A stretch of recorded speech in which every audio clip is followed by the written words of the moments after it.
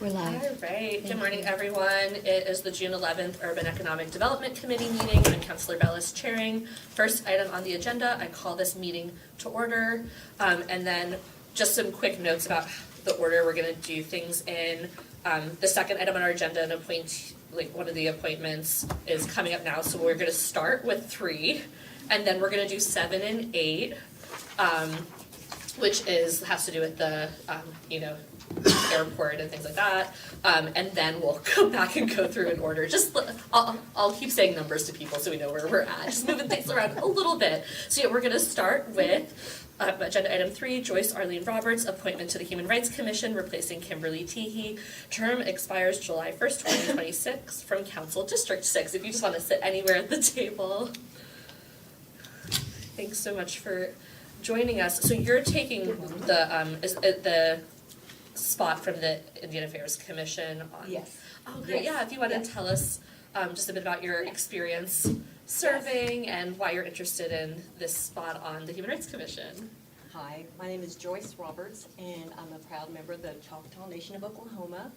I'm also a commissioner on the Greater Tulsa Area Indian Affairs Commission, and I represent the Tulsa, the Indian Healthcare Resource Center of Tulsa, and I'm a member of the Board of Trustees. I'm also I'm also employed with American Electric Power, and I've been there for 28 years. Love my job, but probably one of the best parts of my job is being a part of the employee resource groups. I co-founded the Native American Employee Resource Group, and I continue to work and support the growth and development of the resource groups. So that is why I'm really interested in the Human Rights Commission and in furthering justice, equity, and inclusion within our environment. Wonderful. Thank you, Philip. No, thank you for being willing to serve. Obviously, you're my constituent, and we've never met, or maybe we have met. I'm almost positive we I have. probably have. Yeah, so thank you for being willing to serve. You're welcome. It would be an honor, and I thank you for your consideration. Yeah, absolutely, and I do want to flag for my council colleagues, when we did the restructure of the Human Rights Commission several years ago, which was really fun to be part of when I was there. But no, one of the things that happened was making sure there were seats for each other Title V commission to have representation so everyone could coordinate. So I really appreciate that this means you're serving on 2 Title V commissions at the same time.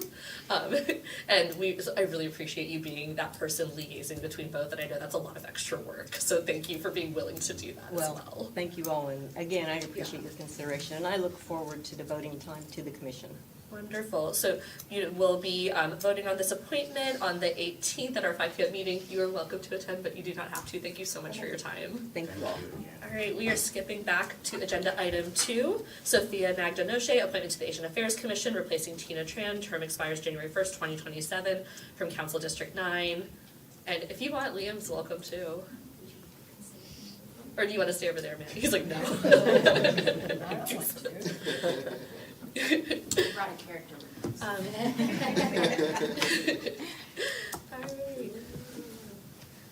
Oh my gosh, I'm glad you're wearing.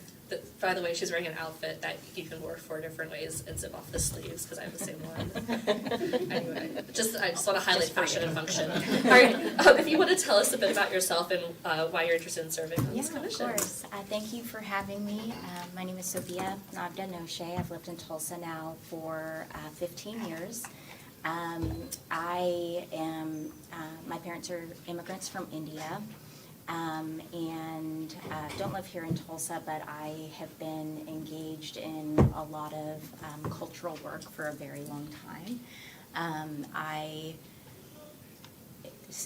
Feels like a very long time ago, but my parents, they moved to a town called Ocala, Florida, back 45 years ago. And at that time, they were one of the first 5 Indian families or South Asian families at the time to move there. And so the infrastructure for what is now there, they were largely a part of creating cultural centers and language classes and cultural stuff. So I got to see that front and center and created some of that even from the age of high school on. Ended up going to college at UT Austin, which was a very large South Asian community. Was involved in that in a lot of ways, and was even national president for a South Asian interest sorority.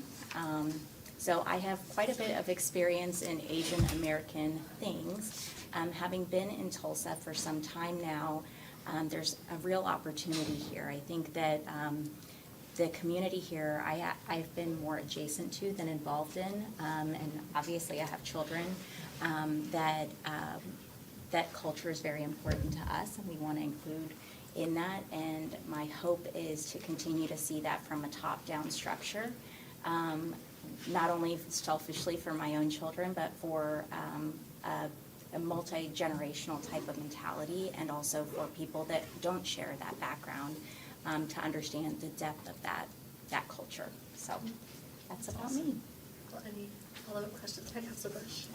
You're my constituent, so Yes. the best district, the heart of the city.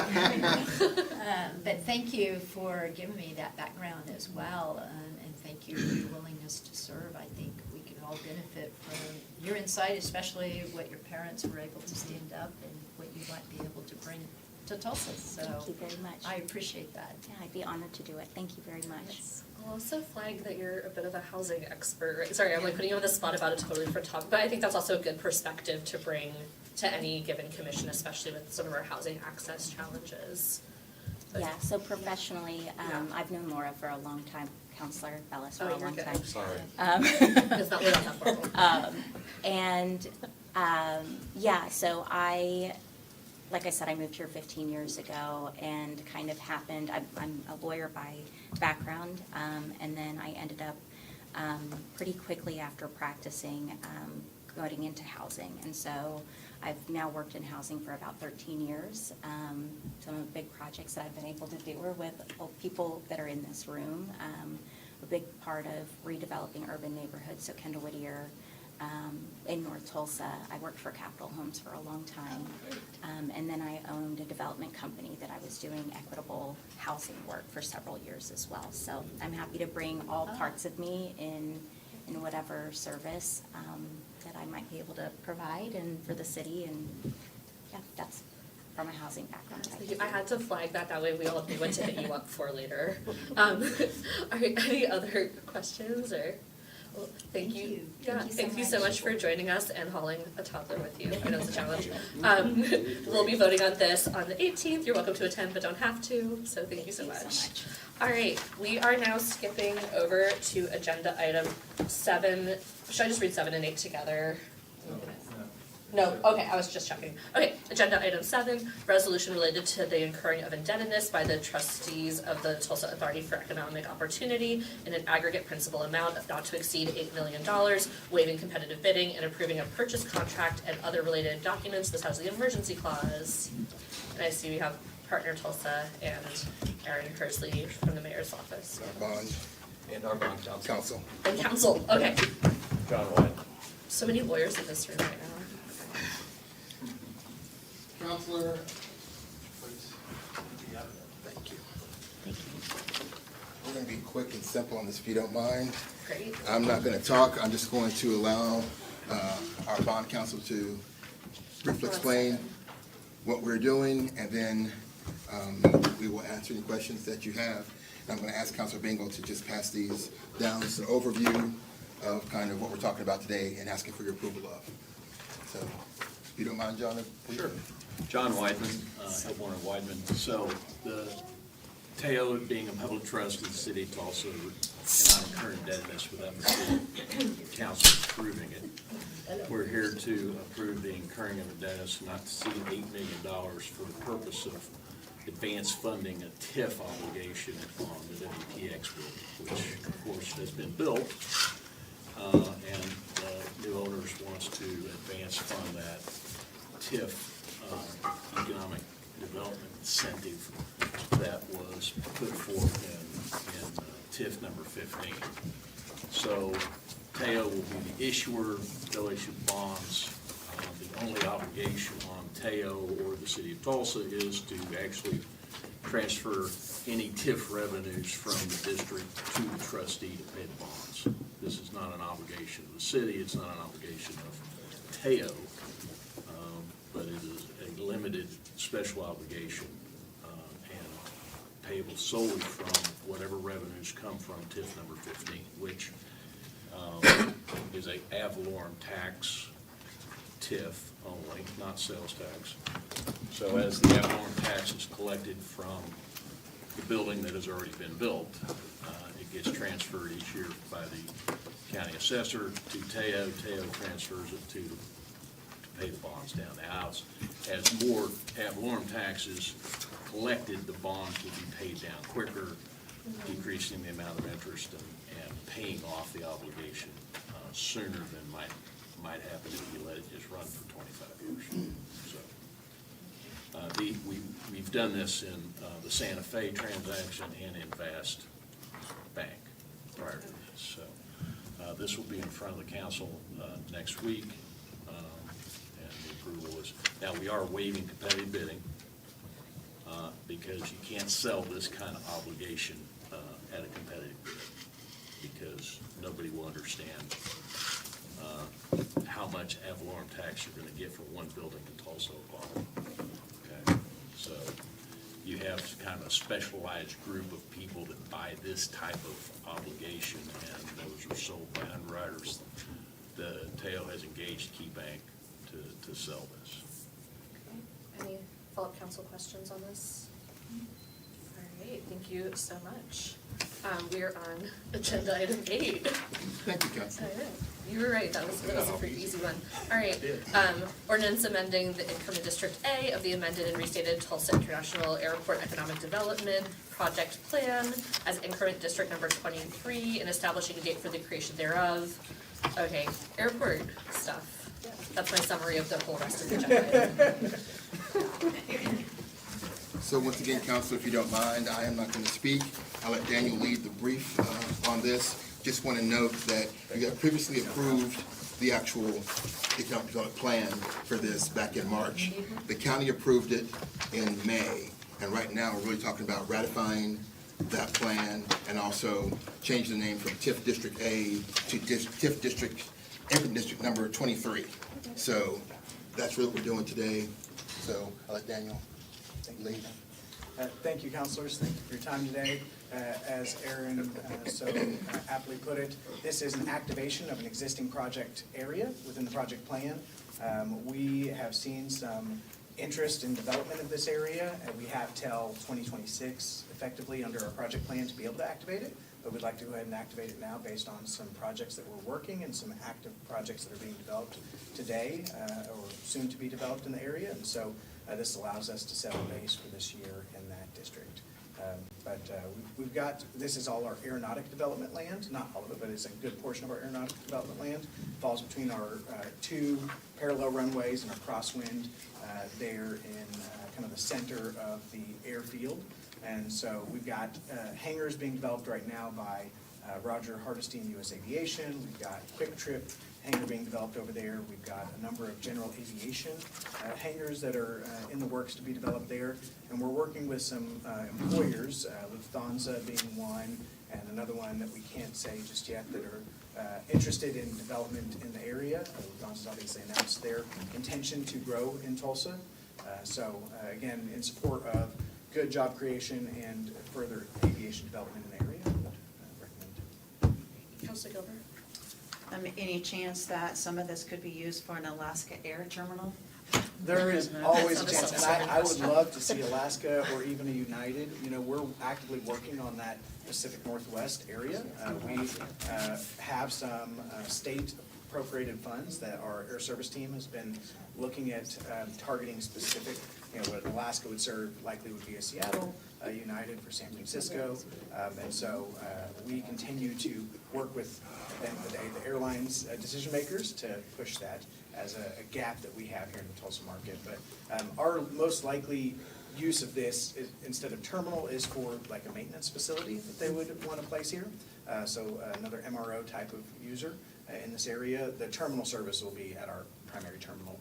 And of course, we're adding gates with our new international terminal that should complete construction end of this year, go into service in 2026. So that'll allow us to have even more commercial air service in that area. But for this site, more than likely, it'll be that supportive maintenance, repair, overhaul, good jobs. And again, that's a driver for a lot of those airlines to say, like an American who serves us with, I can't even tell you because I'd be wrong, how many flights a day, but the fact that their MRO facilities are here makes that even easier for them to approve. Obviously, a strong relationship. So, Exactly. United and Alaska are definitely on our highlight list for that Pacific Northwest area. Okay. Sorry, I had to ask. I understand we all have our personal flight interests, Councilor Bush. Has nothing to do with this, I'm all for it. Thank you for having goes there. Yeah.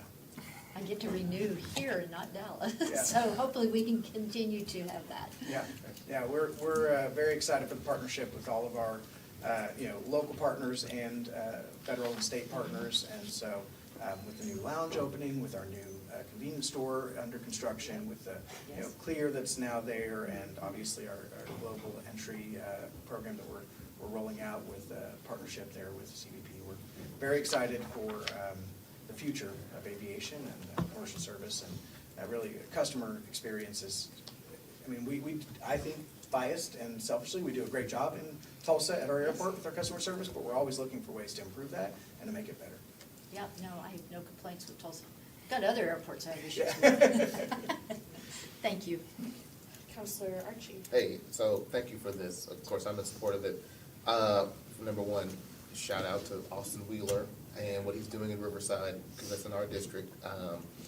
Tremendous what he's doing. You said that the TIF is, we're about to activate it. How long had it been dormant? So the project plan was actually approved 9 years ago. So 9 years ago, it had 5 project areas, 3 of which have been activated at this point. The 2 that remain, this is one of those 2, will have to be activated. They give you, the plan has a 10-year limit to activation on that, and then they go into effect for the term of the project plan. So, this one, I've been at this role for about 3 years now. We've had some good success over there in that north development area, as we call it, the aviation area. Again, 3 active projects being built out right now, and some bigger ones that we're working. So we're starting to see the fruits of our labor over there, which allows us to justify the activation of this. As timing is critical on these TIFs, you don't want to be too early or too late and miss your window of opportunity. Because that's because the clock starts as soon as you activate it. So there's one more TIF in that area that's not been activated. What's the runway on, what's the runway? How long is, Nice. do we have on that? So until next year, it will be our full date. We're actively working some projects in that area. That's along 169, so that would be the section kind of between the BNSF Railroad and 46th Street North along Highway 169 there. Again, some historically have had some projects that have had some interest, but we're working a couple that we think really will justify the activation of it maybe before that 26 timeline. But until somebody signs on the dotted line, we don't want to jump the gun. Right. Well, I'm hoping that someone will take up that last one. Good. All right, anything further? All right, well, thank you. Oh, yes. One quick, we just wanted, Of course. I'd be remiss if I didn't say about Daniel, what a great job he has done at the airport recruiting new companies to this area. You can recognize that a lot of our new companies that are coming into the city are coming into that airport area. Has a lot to do with the work that Daniel does on behalf of the airport and the city. And so I just want to acknowledge him for all the work that he does and say thank you for that. Also, just want to say thank you to all of you for accommodating my schedule today and moving the agenda around to accommodate me. So thank you all very much. I greatly appreciate it. I didn't even ask you if you had some undue hardship that necessitated it. I just assumed. No, thank you all so much. All right, we are going back to agenda item 4 now for all of our rezoning things. Agenda item 4, rezoning application Z7811 from AG to IM for property located at the southwest corner of East 56th Street North and North 104th East Avenue, requested by Janet Coles. This is in Council District 3. TMAPC voted 10-0 to recommend approval of IM zoning. We have Susan Miller from the planning office with us. Okay, there we go. Okay. Oh, yeah, there you go.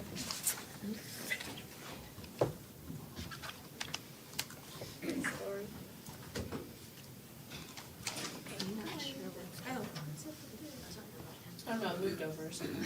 Let's move over. It makes no sense. Let me try that. There we go. Thank you. Okay, so this is a unique piece of property right on the corner of the city limits of Tulsa. So this is currently zoned AG. Excuse me. It is, I believe it's 10-acre piece of property. The request is to, the request is to go to IM, which is a moderate industrial zoning category. From AG, this is, the land use is employment, so it's, envisioned to be some type of employment in that area. Until there's a lot of, especially I think to the east, there's a mining operation. There's a lot of mining operations around here. This parcel alone, and I know that the applicant wants to really set it up. There's no specific use that she has in mind at this point in time, wants to set it up for being able to market it or use it industrially in the future. There are mining operations in the area, but this is not a big enough piece to do a mining operation, so it's just 10 acres. So we didn't hear, I know that she went around and communicated with neighbors. We didn't hear from any neighbors on this. So there were no issues. This was, I believe, unanimously recommended for approval. Yep. Councilor Biden? Yeah, I met with her and I fully support her going forward and her vision down the line for economic development.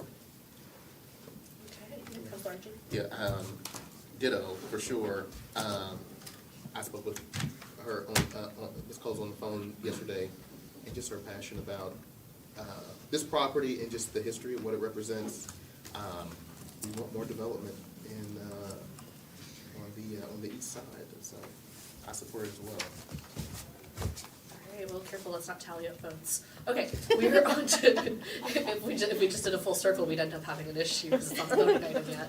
All right, we are on agenda, oh, sorry, were there any other questions? No. Okay, we're on agenda item 5, rezoning application Z7813 from IL to AG for property located east of the northeast corner of East Apache Street and North 109th East Avenue, requested by George Daniel Harris. Council District 3 again. TMAPC also recommended voting 10-0 to recommend approval of AG zoning. So this is a unique patchwork of zoning in this area. The request is IL, which it was, the history of it is it was rezoned to IL in 1975, but it was never used that way. It has been a house since the 50s.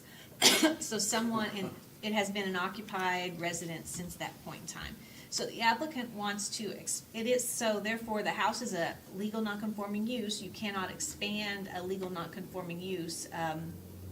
So that's part of what they want to continue living there, be able to expand their home, build some accessory buildings, just keep using it as their home. So that's really there's not necessarily any kind of farm animals or anything that we heard about it's just needing to maintain the home. Quirky, any questions on this one? All right. Great, we are on item 5, rezoning application Z7814 from OL and RS1 to CS with an optional development plan for property located west of the southwest corner of East 41st Street South and South Harvard Avenue, requested by Jill Faring, property owners CGV Holdings LLC. This is in Council District 9. TMAPC voted 10-0 to recommend approval of CS zoning with an optional development plan. So now I wish I would have taken a picture of this building. You would recognize this office building. It's a light gray, sort of residential looking, but large-ish office building. Definitely not used for residential in the past. The main purpose of the rezoning, so I think it's RS3 and, RS1 and OL. The main purpose is to be able to achieve a digital sign on the property. To display the tenants. Right now they have a multi-tenant sign and they want to replace it with a digital display sign. They will, so you can do that in CS, you can't do that in the other zoning districts. They will, however, still have to go ask for relief because if it's within 200 feet of residentially zoned properties, they have to go to the Board of Adjustment and ask for that. So they'll have to prove that doesn't shine in anyone's window and let them know, and they'll go through that process for the specific sign. But to even be able to ask for it, they had to be CS. And we didn't hear from anyone. I don't remember if we have notices, but yeah, we didn't hear from anyone on this. Counselor Bush? Yeah, they did reach out to people. I met her to see the sign design and voiced concerns with the folks across the street, and they already went ahead preemptively and met with those folks immediately surrounding. Sign is a decent, I mean, it's Yeah. not this Yeah. It's big not. thing like at 41st and Yale. Right. It's pretty much the same size that's already there. So I have not heard from any residents. None of them that she spoke to seem to have an issue with this Yeah, the rendering is tasteful. It does look like the sign is already there as far as the size. size, yeah. No problem. Okay, great. All right. Oh, yeah, Counselor Lakin. Okay, so does the ODP on this regulate that the sign must be of the same size if another owner comes in, when another owner comes in? Or can they put up a big ugly? Well, they're nasty limited sign? in CS by the, and I don't know those square footages off the top of my head, but they're limited in the size. So they can't put up what you see at 45, I mean, that's a billboard, that was not allowed by the city, that's, a Right, you know that that's- situation. Anyway, no, really what the ODP does is limit uses just to take out those more intense uses like auto-related uses, it takes out the dispensaries. But it doesn't say anything about the sign? No, sexually oriented businesses, no, there's no limitation on sign in the development plan. So you could end up with a different sign there. That's A different, although, But it's limited to yeah, the size. I don't know that if that aligns with the limitation on that, but you can't go that big in CS. I mean, it's not gonna be anything very But you big. could put it on is this a monument sign now? Yes. But you could go on a pole. You could go on a pole. It Which would would? make no sense on that corridor, but technically you could. Okay. Yeah. Yep. If you're good with it, I'm good with it. I just know that. Yeah, this is. I'm just working off of what information was discussed here. And if everybody's happy with that sign, then I just want everybody to know that, Could be a different one, yeah. yeah, in 10 years or 20 years, it could be a different one. That's fair. Yeah. All right. That's what it is. Deal with it then. Then you You're like, won't this be able is to. someone You else's don't- problem. Somebody else's problem, I know. Kick the can down the road. Can you regulate it? Well, so you can, if you wanted And to the add ODP. something about the design of the sign, has to be a monument sign. We could also look at what they're proposing and look at the amount of square footage that's allowed for their frontage in CS and see how those align, and if there's a limitation to the size, put that in there. So those two things. Could we just do it by amendment at the council meeting tonight? Oh, to the That we're ODP. Isn't talking? it Yeah. just, isn't this next permissive week. to allow them to then apply for the sign? I misunderstand. Yeah, so it's so weird. So there's nothing about the sign, I have to think about this, because right now, of course, the zoning doesn't allow a sign, hence this. But also, it has to get that variance from the Board of Adjustment in order to do the sign at all. So I don't know, I think we could still add it in that, those two things, if those two things, like it has to be a monument sign and a limitation to the square footage that maybe they want to do anyway, if that differs from the max that they could do. Yeah, if you want to do that, then that's good. I'm just We could putting do this. ideas on Okay, it. let me Because look I into don't that. want a pole sign there. I mean, I know it's Right. this owner's intent not Right. to, but And that's, yeah, unfortunately, people now are seeing, I mean, if I'm driving down the street, I'm not gonna be looking up at a pole sign. So we're seeing more people that are adjusting that, but it still exists in some Can you places. just put an amendment in place that would say any future signs must conform to the shape and the size limitations of what's there before? So that That it's, couldn't really be, people aren't gonna know what was there before, and so we would need to well, put it. oh yeah, if you want to be more specific. that's Yeah, fine. I was just thinking I that there would would like to, be, yeah, be specific. yeah, yeah, okay. that let they me would look see at it those two and they'd things. be like, oh yeah, well, that's 8 by 10.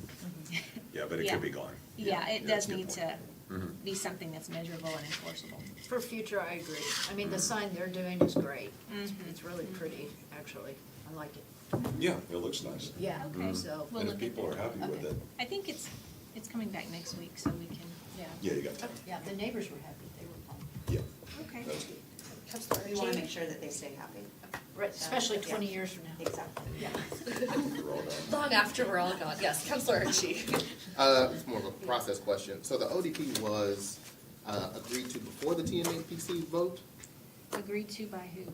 the developer and the. I mean, whoever they're the worked ones that together. submitted it. They really submitted it just to kind of show, hey, we're not, we're going to a more intense zoning, but we're restricting those uses that would not be appropriate there. So they kind of stripped those out of the ODP. I think they just preemptively did that Okay. to make it a softer application, a little bit more consistent with the zoning that's already there. Cool. Any other questions? All right, this sign will have a long positive legacy is what I'm hearing. Okay, thank you so much.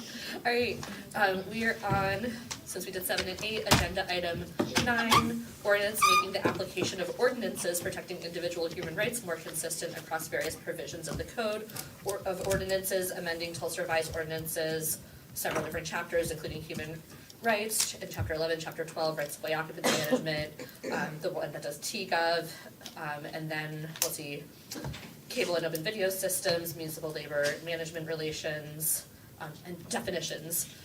So what I figured I would go over, and I have like the red line printed out for everyone, is like a slight preamble, and then just actually keeping this conversation pretty legal and technical.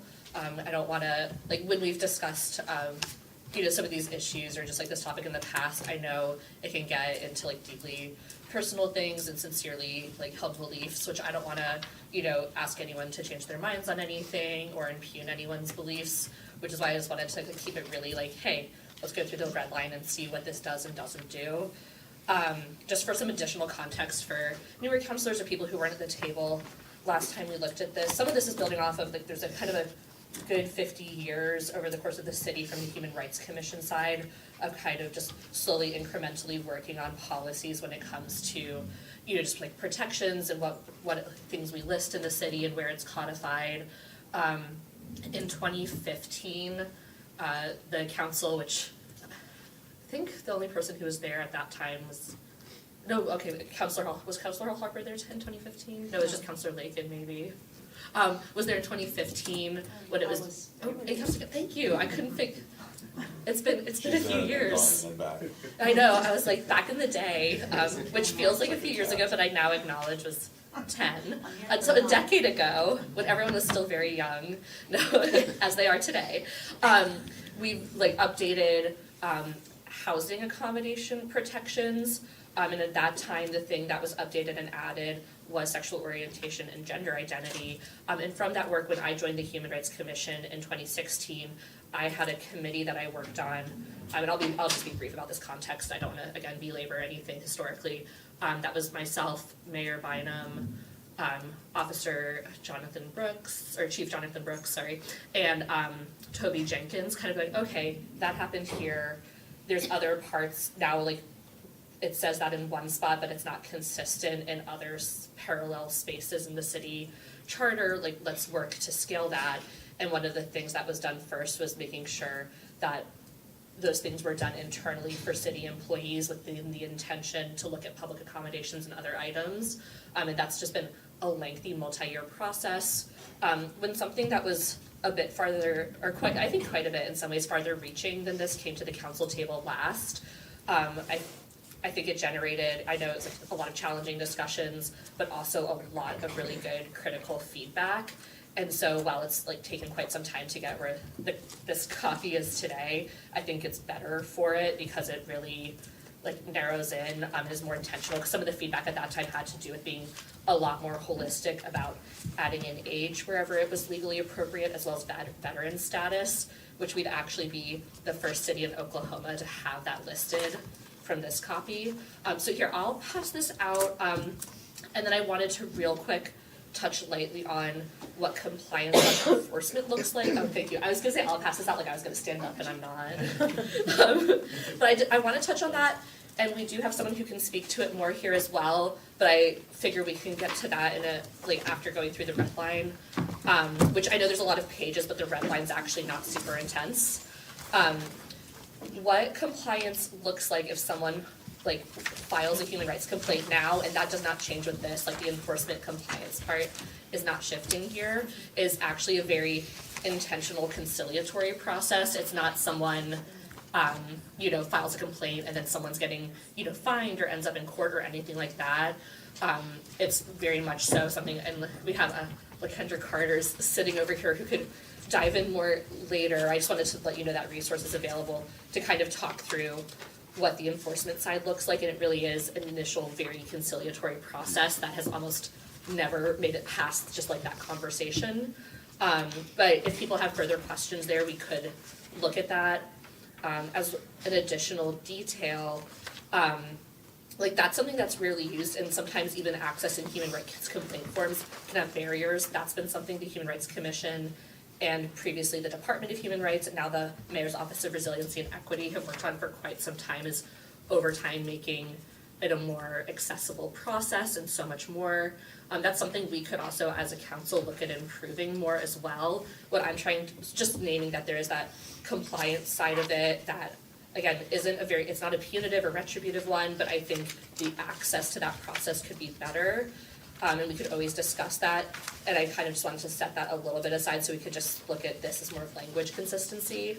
And then I'll also just mention as a last quick note, because there was a Supreme Court case that was, a ruling happened unanimously last week related to discrimination, and that no group, including a majority group, has any higher burden of proof to say they've been discriminated against. And so that actually really shores up, because I know people sometimes get concerned that, you know, like anyone can be discriminated against, and what if you have to go through greater lengths to prove it? And the Supreme Court case held that no one has, again, a higher burden of proof for that.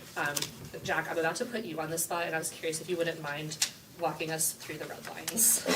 Again, I know that sounds like there's many pages, but it's actually not super intensive unless Jack tells me otherwise. No, actually, it's pretty simple and straightforward, and you described it in that all this really does is it takes the definitions of sexual orientation and gender identity from the housing section and moves them up to the top, the definitions at the top, so that they're applicable to all sections. And it just keeps the same definitions and adds a definition for veteran status. And it makes those applicable in each section, except for the section relating to employment practices by city contractors. That section it does not change substantively. And so that's it in a nutshell. There's also a provision at the beginning, you know, taking into account some of these federal statutes and decisions, saying that nothing in this chapter is intended to conflict with preemptive state or federal law. And most of the rest of it is just cleanup. So adding a reference to the Asian Affairs Commission, for example, in the composition of the Human Rights Commission, changing gender-specific language to make it gender-neutral, things like that. And then adding clarification and similar definitions in other kind of miscellaneous provisions in the code, like the ordinance relating to TCAP, for example. So that's it in a nutshell. Yeah, and I do want to mention or reaffirm to folks per Jack's point about this not superseding, of course, anything state or federal, that one of those things still includes the 303 Supreme Court creative case that this doesn't do anything to any business compelling them to any form of speech, right? That's the whole baking a cake or making a website, no one's being asked to do anything against a sincerely held belief. It's just that classic you can't put up a sign being this X group's not allowed here, or to a public business. And then you'll notice potentially that some places age or veteran status isn't always consistently applied. There are just some legal spaces, for instance, housing, where there might be age-specific housing or things like that, but that was as ubiquitous as possible. There's some very outdated language being removed from a disability section. And then and this was from so much really important feedback last time, the contractor section, knowing that it would have been a burden to it changed how people might have had to print different things and contract with the city, and didn't want to do that or make us less competitive for bidding by doing something to external partner agencies. The only change there is just that it said he, and we made it say the contractor, just in case the contractor's not a he. But that's the only change to external contractors. But yeah, I'll just pause there. Councilor Dectoray, I'm sorry if I missed this. So we passed a charter amendment maybe 4 or 5 years ago now with the gender neutral language. So that's just already been voted on by the people, and it's just a pattern and practice that when we're revising, we go through and do that. So that's, I just, for our new or returning folks who maybe didn't catch that nuance, I think that was 2021. That or actually, something. that might have been 2019 or. Yeah, Yeah. some time ago. So, and the other thing I did want to say is I think last year we passed a resolution that Counselor Fowler brought forward to declare us like a retirement-friendly community. That was brought to us as a request from the AARP. So obviously protections for age discrimination, which, help me if I'm saying this wrong, but isn't it 40 and over as defined in? Oh, in the fair housing. Yeah, in fair housing, so just contemplate that 40 and over is considered protected class for age. I just heard today on my drive-in that the number one demographic of people falling into homelessness are baby boomers right now. So I think as we talk about our housing initiatives and things that we're doing, this just strengthens what we're communicating out as we bring on these new programs. And makes it very explicit, right, that, we as a city can declare by resolution that we're an age-friendly city, but this is an ordinance that's stronger. And then the veteran status, I see Josh here, he's come very many times along with his colleagues to speak to us about why. Yeah, he worked a lot on Yeah, this. why veterans could use stronger language, not just in our community, but we can lead by example, right? And again, there was some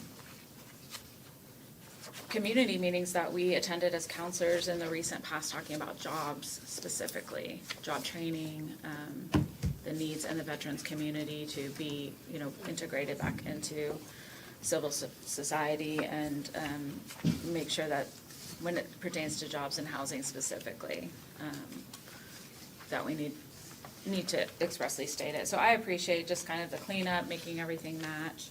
Thanks for walking us through that, Jack. And I appreciate that the discussions that have been had around this in previous iterations, I think we heard and made the necessary changes. So I do appreciate that as well. Yeah, I do think from past challenging conversations, it's gotten to something that's like, measured and much more holistic, which I think is. And that other cities have already done. Yes. Thank But you. again, we would be the first in the state with the Yeah, but I mean peer cities. But yes, peer city, yeah. Peer city. Yeah, I know there's any other questions, and again, we have both, Josh Starks here, who's on the Human Rights Commission, who's spent a good chunk of time on this, and then we have, LaKendra Carter, who has a long history of the compliance elements of this, if people have other questions, but yeah, pretty technical stuff. Yeah, Counselor. Yeah, so I have a question, and it really is more on the enforcement side. Of course, I'm new to this position and trying to catch up on what seems to be a very long history of this. Welcome to the table, thank you. My whole thinking, we say liberty and justice for all, and so it's like the commitment that I have to make is, are we living that out? Is that, do people of all shades and backgrounds experience that in their day-to-day engagement with the city? And so, these may come off maybe a little naive questions, but just to give you a platform to speak. Are there folks complaining about being discriminated against when it comes to public accommodations in the city of Tulsa? Can you kind of give us a feel of what sort of the volume of complaints or that, from your office, you know what I'm saying? Hi. Good morning, everyone. I'm LaKendra Carter. I'm in the Department of Resilience and Equity. I am the compliance officer for the city of Tulsa. In regards to discrimination complaints regarding public accommodations particularly, I don't get very many of those. The ones that I do get, they're warranted and merit. Sometimes it's against the Parks Department. Maybe a park isn't ADA compliant, or it isn't accessible for someone in a wheelchair or someone with a walker.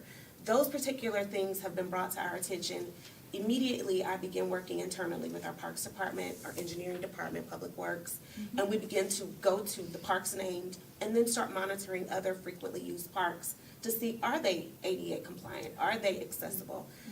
Right now, we're working on several parks in the city, Pratt Park being one of them, to ensure that it is ADA compliant, it's accessible for all.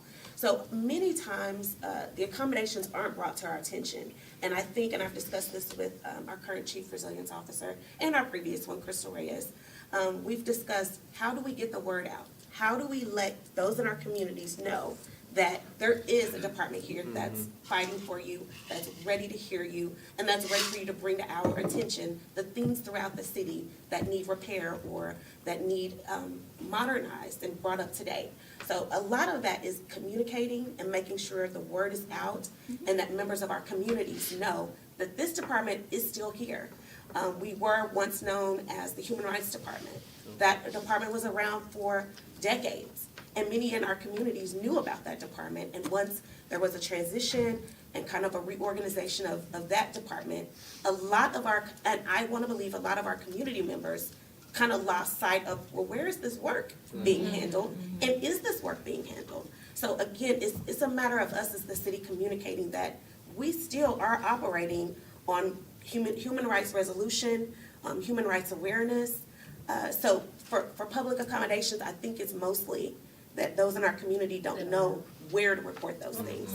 And to add a quick layer, if I may, when I first joined the Human Rights Commission, one of the, which this is right as the Human Rights Department, like I think Jackson Landrum was still here, you know, this is right as it was like transitioning. One of the initial challenges was that the only, like the actual complaint form itself was only available, like you had to fill it out by paper, you had to print it out, bring it in, it was only in English, so there were several just like, you know, it was just, that's hard for people. And so we'd spent years, which feels embarrassing to think about, like years just trying to even get it available online and bilingual, and that took a long time. So that's why I did like mention at the top, and I do want to reaffirm that it's like, I think it's important to clean up this language and just do this technical work. And I know this has come up I know the Human Rights Commission has been in active conversations about this as well with the Moore office, which is okay, on the side of actually making sure people know that they can access this or making it easier for anyone to access, there's stuff that we could and should do or take a look at. Because I think some of this, they have to file with the city clerk, right? Yes. Okay. Yes, that is part of the process. So it seems like this ordinance is not necessarily geared toward strengthening that enforcement system or getting the word out to sort of make the lived experience of residents materially better. It's more of the, like you said, the cleanup. Yeah, I think to me it's like setting the bar and just being consistent, because we just like, again, almost all of this language besides veteran status was already here somewhere. Or again, this has like some really outdated language in it about disability, and like it mentions transvestitism and kleptomania environment. Like it gets, there's just some wacky stuff that's like, hey, let's clean that up, let's set the bar and be consistent.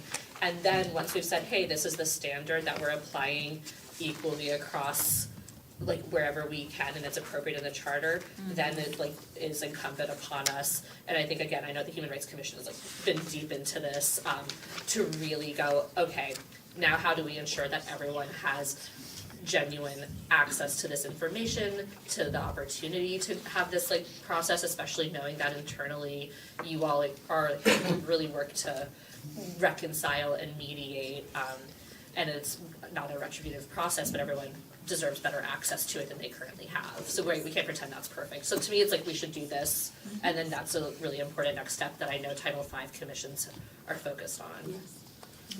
Are there, and this is probably maybe the last thing I'm going to say, and then maybe some other people want to talk. Yeah. Are there private businesses in the city of Tulsa that you're working through investigating because there have been complaints filed? We investigate them all, public and private. Okay. If they are a public business Right. that's accessible and open to the public for a service or for sales, it must adhere to accessibility policies. And so if that is reported to us, we do go check it out. We investigate it. So we take every report seriously. public and private. Well, yeah, certainly, because I think about, representing West Tulsa, we got, Bales Park. Was it Hicks Park, Counselor Gilbert, that Yeah. we're doing the inclusive playgrounds? So that's important, so, but, I was just curious, is there a pipeline of private businesses that are bad actors in the city that I need to be aware of to sort of address? Maybe they're in my district that are discriminatory, and is there a list or some sort of way to sort of access that data? And this is a good thing to say, and hopefully is consistently Right. true. We have not had a large population of private business reports that aren't accessible or that are discriminatory. The ones that we've had in the past, they've been great at resolutions and mediation, and they've been really focused on being apologetic if someone is discriminated against in any way, making sure that their staff is being properly trained. In some cases, some of the staff may have been terminated if they've had behavioral Wow. issues within that business. But as far as the city, once we intervene, they normally either clean up their act, if it's a discrimination situation, or if it's a public accommodation where it's kind of at fault for ADA noncompliance or accessibility noncompliance. Even though it costs them money, it gets them, one, in compliance and in a good light with the city. Yep. Nobody really wants to be in a bad light. I've learned this. Nobody really wants to be in a bad light with the city. So even though it may take time, it may cost them money, we do monitor that to make sure, we don't want it fixed tomorrow. We understand you have to make the necessary arrangements. Yeah. But we do monitor it, we do follow up on it, and they do get the revisions done. So thankfully, we haven't had a real combative Yeah. back and forth with any business, public or private. So there's nobody to report to you today. Sure, sure. But I will keep a list. Sure. I will keep a list, and if we see something that's someone that's a repeat offender, if you will, then we may need to partner and, No, I love it. and work stronger And on I'll that. just tack on that one of the things of kind of your point on like how accessible is the actual process to people is, I think there's been like historically, because it's not that accessible, almost like limited data. We used to on the Human Rights Commission just go, hey, if we knew some of these trends, then we could think about recommendations and policies, but the volume isn't like that high, which of course we want to be like, hey, that's good. We don't want our community to have a high volume of complaints, but then a big part of the reality though is that people don't know the process, haven't had access to it, or they weren't listed to receive that kind of protection. So there's like several of those layers of like the limitations of the data we do have. That, again, I don't want to like be in a situation where we're generating more complaints, but at the same time, we know there's probably more out there and people have no idea that they could access this process. And again, that's all people. Did you have more? No, I thank you for your work. You're welcome, thank you. That's very much, Councilor Lakin? So, Jack, help me and us remember the two Supreme Court cases. I know you and I have talked about those recently and in the past, multiple times. 303 but- Creative, Vostok, and then most recently probably the Ohio one from last week, I would add in. Yeah, well, I'm just, in particular, so as our ordinances are currently written, they say, national origin, ancestry, sex, age would be excluded in this particular case that I'm reading. You're on Doesn't- page 7. It doesn't really matter. Sex is in all portions of this. But doesn't one of those Supreme Court cases cause sex to be defined as sex, sexual orientation, gender identity, and gender expression? Or how far did the Supreme Court go? So that's the Bostock versus Clayton County, Georgia case, that was 2020. And that was interpreting Title VII of the Civil Rights Act, which prohibits discrimination in employment on the basis of sex.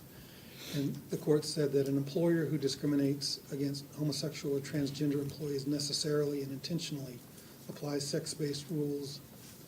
And then when an employer fires an employee for being homosexual or transgender, it necessarily and intentionally discriminates against that individual in part because of sex. So they were interpreting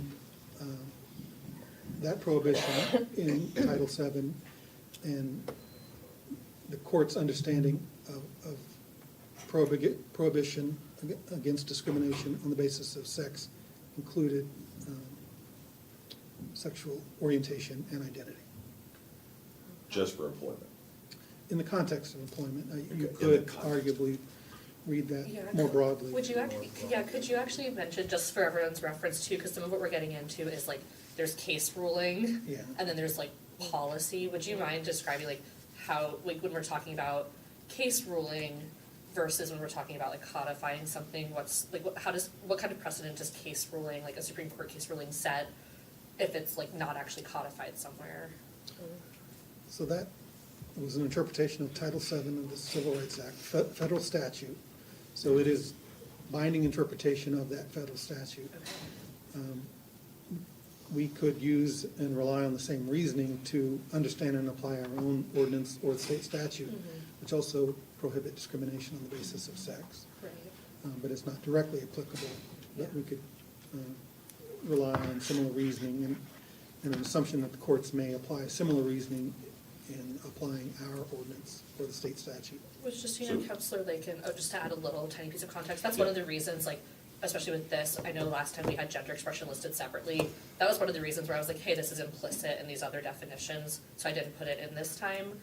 That said, since we had already separately listed out in the housing policy, being really explicit and clear where it said gender identity and sexual orientation, that's where I was like, hey, the language is here, let's make it uniform. Instead of like reverting and trying to redact that language and make it just say sex, just to name like kind of, obviously kind of building off of that history. Yeah, and gender identity in the definition includes expression. Yeah, it's like, it's one of those you could In argue. these definitions. Yes, you could argue Okay. that all these kind of buckets. But practically, since we already have sex in the ordinance, it would extend already to sexual orientation, gender identity and gender expression, or, Apply the same reasoning that the Supreme Court applied in that context. yeah. And then in 303, was that the cake, or was that? That's the website, The website. same vibe. Okay, yeah. What's that's the, that we what's can't the cake? Oh, I know, let me, But it's the same concept of that, like, we can't, and that's why that's why that language is here about not going against state or federal, like, no one's to be compelled, to do free, it's like free speech, like, if we're asking someone to custom make something, et cetera, anything against a sincerely held belief, no one's saying they have to do that, and that's that 303 creative ruling. right, that is said, but there's other places where if you don't go read that part, then you could just read this to say that you can't do these things. So on page 7 in V2, it says you can't put up a sign that says you're not going to provide services for people who have a different sexual orientation, gender identity, veteran status in this case, and all those other things. Though, that's what I'm asking. Does 303 does allow a private business based upon their personal beliefs to put up such a sign?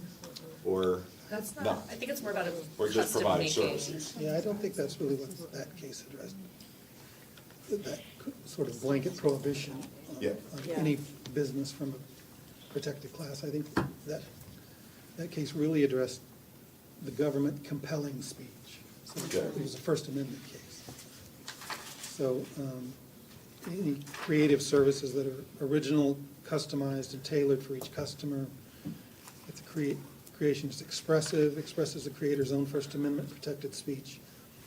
But that's different from, the public accommodation, just refusal to provide any service based on the customer's identity. So Yeah. you have to make that distinction. Okay.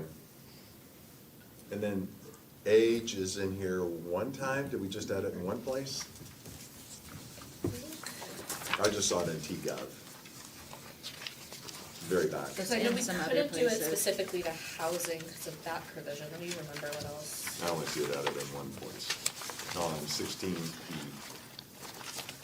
It's existing in the other. Because it was places. existing in the other ones. I think that was the one where it was missing, and then we looked at housing, but then acknowledged Yeah, that I we was can't. just listening to us being a, city that Jamie Fowler, did X, Y, and Z on, and I was just trying to figure out where, those things were actually. Yeah, and with the TGov piece, I did kind of, Sarah and I had a conversation of, does this actually change or make us do something different with TGov, and it doesn't Really change like the doesn't. accessibility standards we have through other Yeah. mechanisms. I have Counselor Bengel and then Counselor Archie. So, I want to make sure I heard this correctly. So the question Counselor Lakin just asked, Jack, in your definition of sex, is this duplicative language? We had this debate endlessly I'm last time too, confused. which is basically, if you apply the Supreme Court's reasoning in the Bostock decision, that the definition of sex inherently and necessarily is broad enough to include those concepts and those terms, then yes, you could make the argument that sex already is inclusive of those. But we already, my one thing is, and this is the consistency piece, is in 2015, we already listed out specifically sexual orientation and gender identity. So I'm like, my thought was just making that list consistent, and why does it hurt to be that explicit about, per your point, like what falls under sex? And so I can understand, like, well, if it already says sex, then why would we go and change it? But to me, it was If the it's already been defined, right, but what we're doing here is adding in those definitions, because in 2015 in housing, we already have those Been more other terms. explicit. We've already been more explicit, which again, it doesn't actually change, like, as far, like, per your point, we're saying, hey, those are already protected, so to me, I'm like, well, then, if we've already listed them somewhere, what's the harm in adding that consistency? Unless we're saying we wanna go back and redact the 2015 work and votes people already committed, right? It's just being more, it's being more explicit, and I understand it's with terms that sometimes people, have different, feelings about or beliefs about, but my thought is we already have that language, so I'm just seeking to apply it consistently while acknowledging that some of these arguments, and then from Vostok, it is that it falls under this other yeah, umbrella but as that's well. what I'm defining here. Is Yeah. this really just duplicative language of I don't what view it the as- previous word is? I don't If view it as it's a duplicative so defined much as more as part of explicit, but that this is like case. this is a debate of, here's what I will say. No, I'm just asking a Yeah, quick no, question. of course, no, and I think, I'm sorry, I'm just remembering from last time, and no, I think it's a good question. I would say it's more about being explicit and again, consistent with the work that's already happened a decade ago. And that, I would view it more as being more explicit than being duplicative, and then just lining up the language, and that, it doesn't cause harm to have been more explicit. Like, that's my biggest thought is, hey, we already have that language, let's apply it across spaces. It helps be really clear for people who sometimes do need that clarity, because not everyone's gonna be like, I see the word sex, that means all of the following things, like that's like the legal reference we all have, so I think that being really explicit can just be helpful for people who may not know what that entails.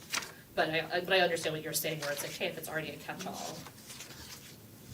Because sometimes when people read sex, they often then are just like, okay, that means, they like, so I'm like, that means male, female, it's not, and like, they might not see some of these other elements within it, those can be unseen. Can we, well, I'll ask a question. No, yeah, Counselor, because I feel like it's dovetailing, and then I have Archie and Dutton still, but yeah, what do you think? Well, I was just gonna say, can you make the definition of sex something that is a List. little bit more malleable, since it does change per federal cases and even case law. So if you codify it, then we will probably have to come in and amend it after changes are made. I'm just trying to think, if sex is already in there, and I don't know if there's a definition of sex in here. I haven't looked at it that closely, but if there is a definition of sex, extending that definition to say something include about what the orientation Supreme and- Court has Yeah. defined sex to be. It'd be easier to redefine that Yep, as those cases change, exactly. instead of having to go through all. And then it of is, Each one. then it is what it is, and we have very little say in what is getting ready to be decided by the federal government or the federal court system, which is not the federal government again. So, I see what you're saying, like for the other definitions, and then, so we could, my only thought is then and I'm reticent to do this, is then what we're also possibly discussing is going back to the housing 2015 one and striking language that was more explicit. or we may be able to refer to this definition somehow. Or we could just extend that definition of sex over into that. So you're saying as a catch-all, kind of at the top under definitions, where right now we added in sexual orientation, and gender identity, we do one that says sex, and those are like subsections of that? Yes, I think that's what you're saying, right? Yeah, I'm sorry, I'm just getting all these crazy calls right now. Healthcare wants me. Yes, yeah, so since sex is already in here multiple times, just stating that sex is what it is as it was originally intended in this, and then using some kind of definition that would extend it to what federal courts have said it is. I don't know if you need to delineate everything, because then by delineating, you've probably caused yourselves to be finite rather than more infinite. I think one of the things I'm hearing, though, is trying to not state No, that's- sexual orientation and gender identity in the language. Is that I what don't you're think trying? that's necessarily. No, that's what I'm asking, if that's I what don't think that's necessarily the case. I think if you've Okay. already I don't know if defined you need that, to. if You you've don't already need it. defined that, that's why I asked the question, is this really duplicative language? If you've already defined it by nature, sex, So- and how that's defined in these different definitions, So right? we would say, if we put an overarching this is a clarifying question, so what we're proposing is, which like, to me, as long as it functionally does the same thing and is made explicit somewhere, I think that sounds great. I'm just double checking, so when you say, like, we would do a definition, it could be like sex, and that we would include being explicit that that's encompassing of sexual Right, because orientation you- and gender identity, like, we would still codify that? In your section 101, where you've created these definitions. Yeah. That's where you would create that specific definition. Okay, yeah, I'm open to that as like a friendly Would you agree with that? amendment. Yeah, I was trying to be a little bit more infinite though, because I don't know what the definition of sex is already something that it wasn't 10 years ago and 20 years ago, given if I'm Yeah. extrapolating to include what Jack said about the Bostock case. So a federal court has already said with respect to, well, no, I'm going to use Jack's words here. I wrote them down in the context of employment. Yeah.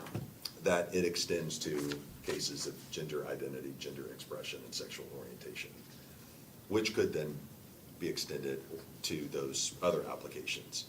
So I'm just trying to figure out, I was just asking the question, sex is not defined right now. Yeah.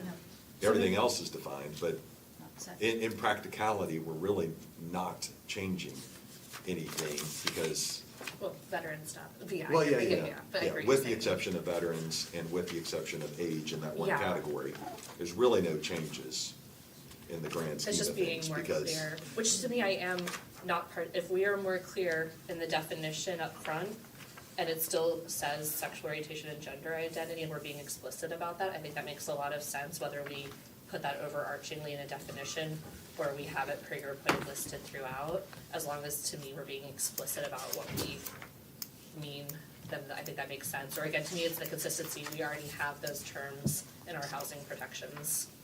Well, I would say we should look at it. I would also just ask why we're putting this on the 18th too, just given what we have going. I know you have something going. No, this is, to me, it's about, this has been like quite a long process and for this specific edition of this, 10 years in the making, but really prior to that, there's like an additional 40 years. The thinking has always been that one, like, staying away from the legislative session. Like, I'm just saying, verbalizing on the record, just that we know sometimes that these conversations can be, and I believe at least unnecessarily controversial, and that I didn't want to, we can be a lightning rod for legislative issues, and I don't want to do that to us or our community, which now that I'm saying on the record, like, here we are. But two was also that, like, and transparently, I know that even though I tried to make this be holistic, like, we end up talking about a really specific, community, and that if we don't do this during a certain time of year. We come up into the legislative session, there's a lot of other things our city's focused on and advocating for, and then if we wait longer, then we are in elections for everyone at this table. And to me, I'm just naming that, to me, like, I viewed it as that this is timing in which there's like a narrow window to try to do something that's, I think, pretty straightforward, but I understand if it doesn't feel that way. Yeah, I'll just say on the 18th, it stresses me out that we're gonna try to do this on the 18th, given how the past conversations about this have gone and the amount of time we spend on it. I'm so focused in on the budget and trying to get the budget worked out and over the line, and I can't predict how many people, that we could have one person or 0 people come talk to us about the budget on the 18th. Yeah, I understand. But we could have a bunch, and then we could have a bunch on this too, or one or two. So I would just put that on the table, that the 18th in and of itself, given all the other business of the council, does stress me out. Yes, I understand. And I would at least ask that we put it back on UED for next week, especially if there could be some changes to this. Okay, yeah, I'm open to those friendly amendments as long as we're still being explicit. Yeah. Okay, so we can put it back on for UED. Okay, anything else on this? Oh, sorry, I still have, I'm so sorry, I for Archie and Dutton. No. Thank you. Yeah, so 2015, of course, I was not here. So I'm curious about the housing edition, the language in the housing edition of, correct me if I'm wrong, gender, identity, and sexual orientation. I don't know the answer to this question, but in 2015, were we experiencing, were folks of various gender identities and sexual orientations being discriminated against on the basis of housing? Was that what necessitated the implementation of that language within the ordinance? I'm just trying to figure out what. I mean, yes, that's what. Okay. I mean, I don't have like data to sit here and hit you with that, and again, that can be really limited, but yes. And I know people have. Yeah, yeah, if you don't mind, Josh Starks has could verbalize some things, but Sure. Yeah, and that's still an experience people do have, regardless.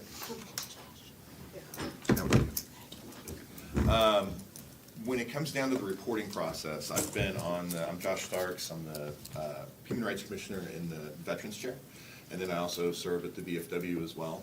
And then I'm also on the board at the Oklahoma Veterans United, which all of this kind of surrounds, and it's why I've been trying to push this with others through for the last more than a few years.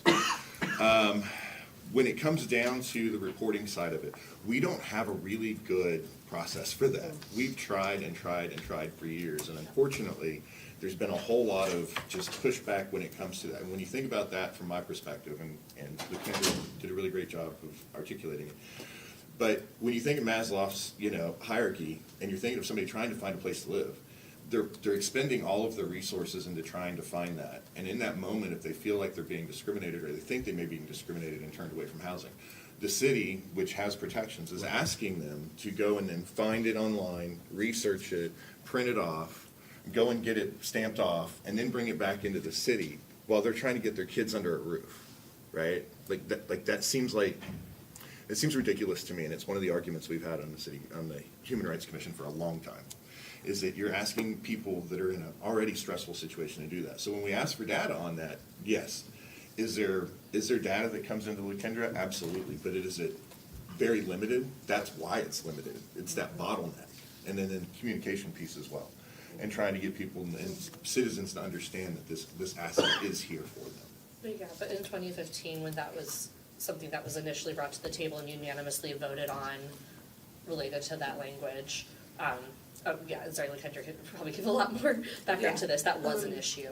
In 2015, it was that bottleneck of trying to get the complaint form filled out.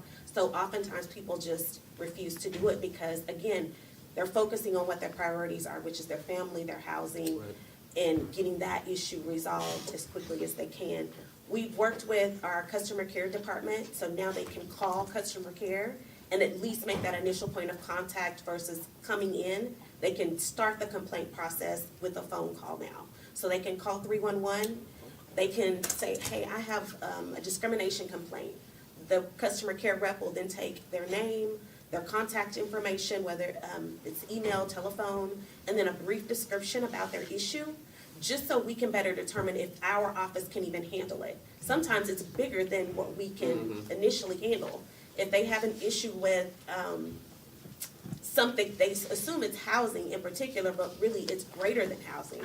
There's been an issue with the police and they're being evicted because they've had multiple issues with the police being called on the residents. Well, that's not really discrimination. That's more of a police matter or a housing matter that you've created for yourself. And that's just an example.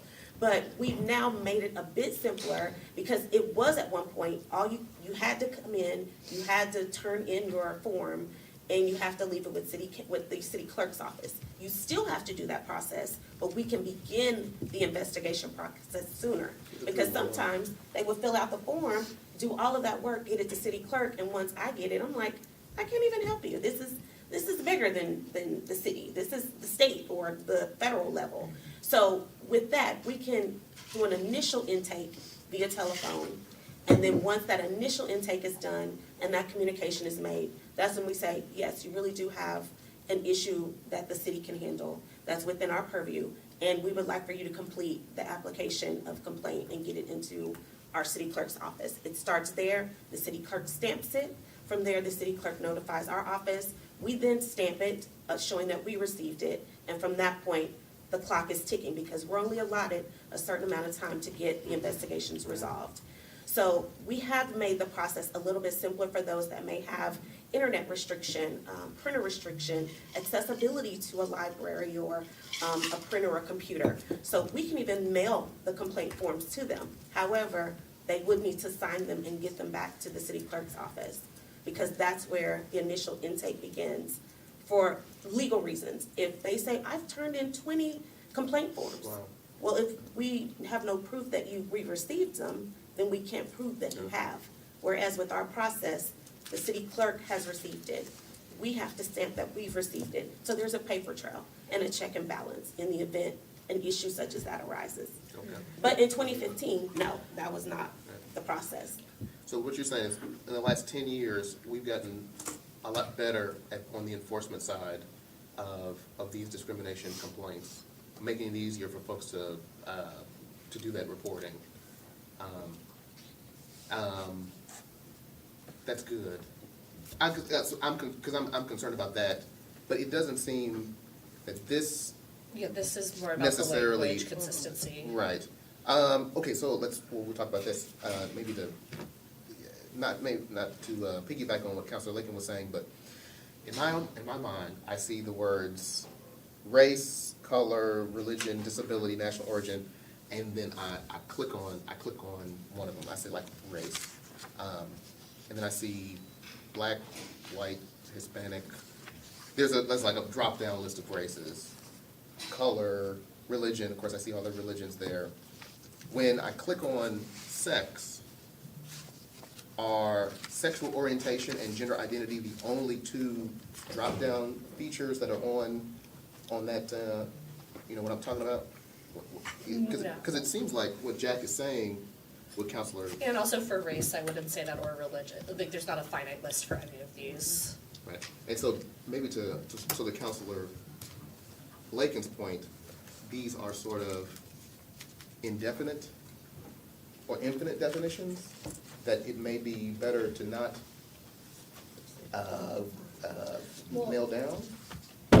And that's why I think it's important then, if sex is such a broad concept, to be explicit about sexual orientation is a really clear thing, gender identity is a really clear thing. Within those, there could be a long different list, just like for race, which like, especially in, a melting pot of a country, like that's like an infinitely shifting concept. Just like for religion, right, people create new ones or have different spiritual identities, like all of those are constantly shifting and evolving, but it's the broad bucket of the concept. And I think you know, when you actually look at like raw dictionary definition of sex, Yeah. it's like male, female, and of course there's more within that, especially with chromosomal differences and disorders, and then you also of course get into people with like a lot of different gender identities, who don't identify along that line. Like there's so much there, and that's gonna keep evolving. Right. But that's very clear about, that's just like what someone, you know, is, or like how they feel, and that, you know, we can't really define that, just like I wouldn't try to say what someone's faith means explicitly for them, right? And then for sexual orientation, that is the whole like, right, who you love thing, and I think those raw pieces of that definition, just like for someone's faith or otherwise, those are clear just within that. That looks different ways for different people, and I wouldn't pretend that we could ever nail that down, but I think when we're explicit saying, hey, no matter, like when you show up in person with your husband or wife or whoever you love, we're just being really clear that in a, you know, these public accommodation spaces, no one can put up a sign and go, not you. Yeah. Right, well, and what I feel like I'm hearing from the city is, we're not seeing businesses put up those signs, or maybe, you know, or less so, putting up signs that explicitly discriminate. I feel like I was doing some reading, maybe like in the 60s, after the Civil Rights and Voting Rights Act was passed, that the city of Tulsa decided to adopt language that did accommodations for, along the lines of race, because there were businesses in the city of Tulsa that were discriminating on the basis of race. So I feel like when we see, Yeah, I'll have newspaper clippings for that, Okay. it's really cool, I'll send you them. so Yeah. when we actively see businesses, private and public, at the parks that are out of compliance, that are making the material existence of people who are maybe different than me or whatever it is worse, then I see a need to act. And what I'm hearing is that the last, 10 years, and prior to that, we have been actively eliminating discrimination. Now, that's not to say that there's not a ton of it that goes unreported. Exactly. And so I'm wondering to myself, I'm interested in how do we strengthen our enforcement? How do we lower the barriers for people to report these activities? And that's why I do kind of- think that's kind of important to do paired with this. That's what I'm saying, like, setting the bar here, and then simultaneously, and again, the Human Rights Commission's been really working on this, like, continuing to do that work. Like, and I don't think those things have to be mutually exclusive or even in tandem, but it's like they're important. I mean, that we do have, like, I don't wanna ever make it where I'm like, hey, everyone, and I don't wanna, and I know this is what we've seen happen in the past when we talk about policies like this. I don't need to have people come and like lay out all of like their trauma to prove to me that these issues happen. We know they do. And it's more of, hey, like, let's just like, to me, at least my approach is let's set the standard. Counselor Dutton?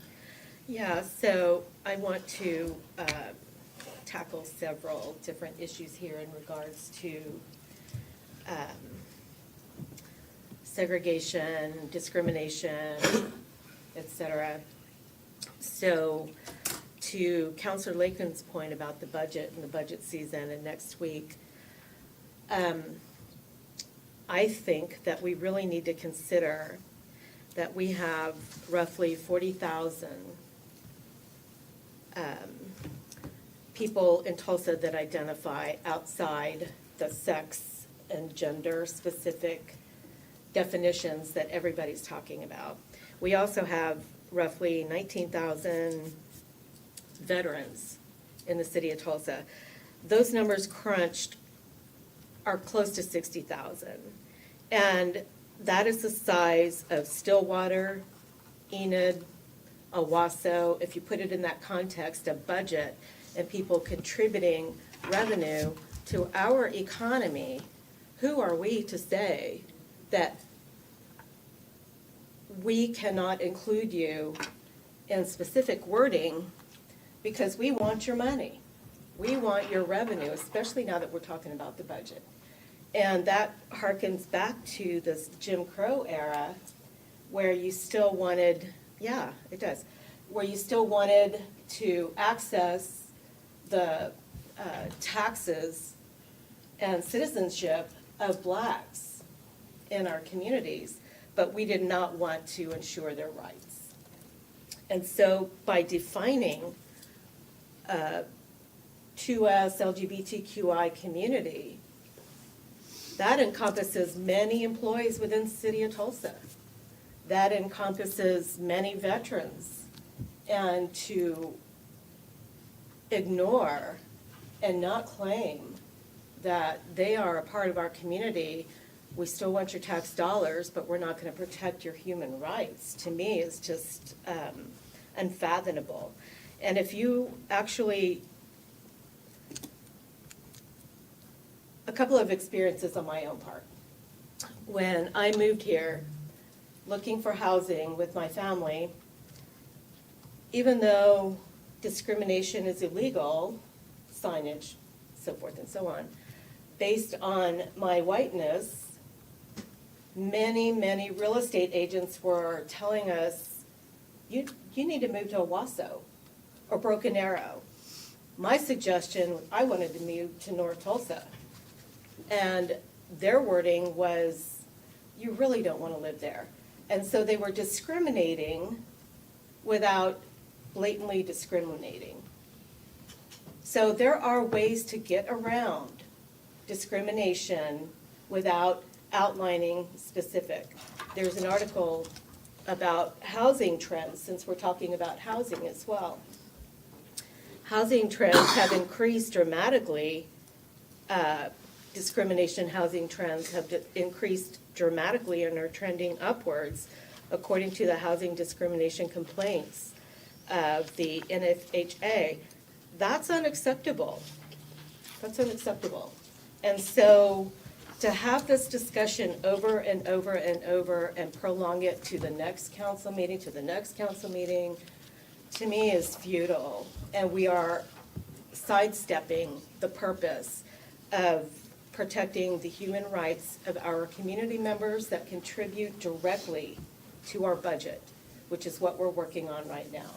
And if you take 59,000, 60,000 people and you calculate the money, the budgetary contributions, that is not a drop in the bucket. 600 businesses are owned by a community that is 2S LGBTQIA, 600 businesses. That's a lot of contribution to our economy. So my argument and support of is that we cannot continue to allow avenues to get around discrimination. We cannot. It's unfathomable. And just so you know, I know this is running long, and I'm eager to, thank you. Councilor Lakin, and then we can kind of, I think you raised your hand. I'm sorry. Yeah, I did. Okay, and then I'm always happy to talk through like a quick next step, and we can. Yeah, just to set the record straight, I started my conversation by asking legal if what sex meant and who it applied to, and in the context of employment, through Bostock, all of the things, all these groups these laws that we already have are extended to this group of people. That's what I was told by legal. Yep. That's how I started my questioning. Of course. So it's not that I'm delaying it. We haven't had a conversation since you've been a counselor. No, So but I've it's been not- following the council meetings for years, so. Yeah, I know. So when's the last time we talked about this? I'm just saying, About a year. in the context Yeah, of it's- everything else that we have going, that I am stressed out about what we have going and trying to get everything over the line for the budget in a mayor's first budget.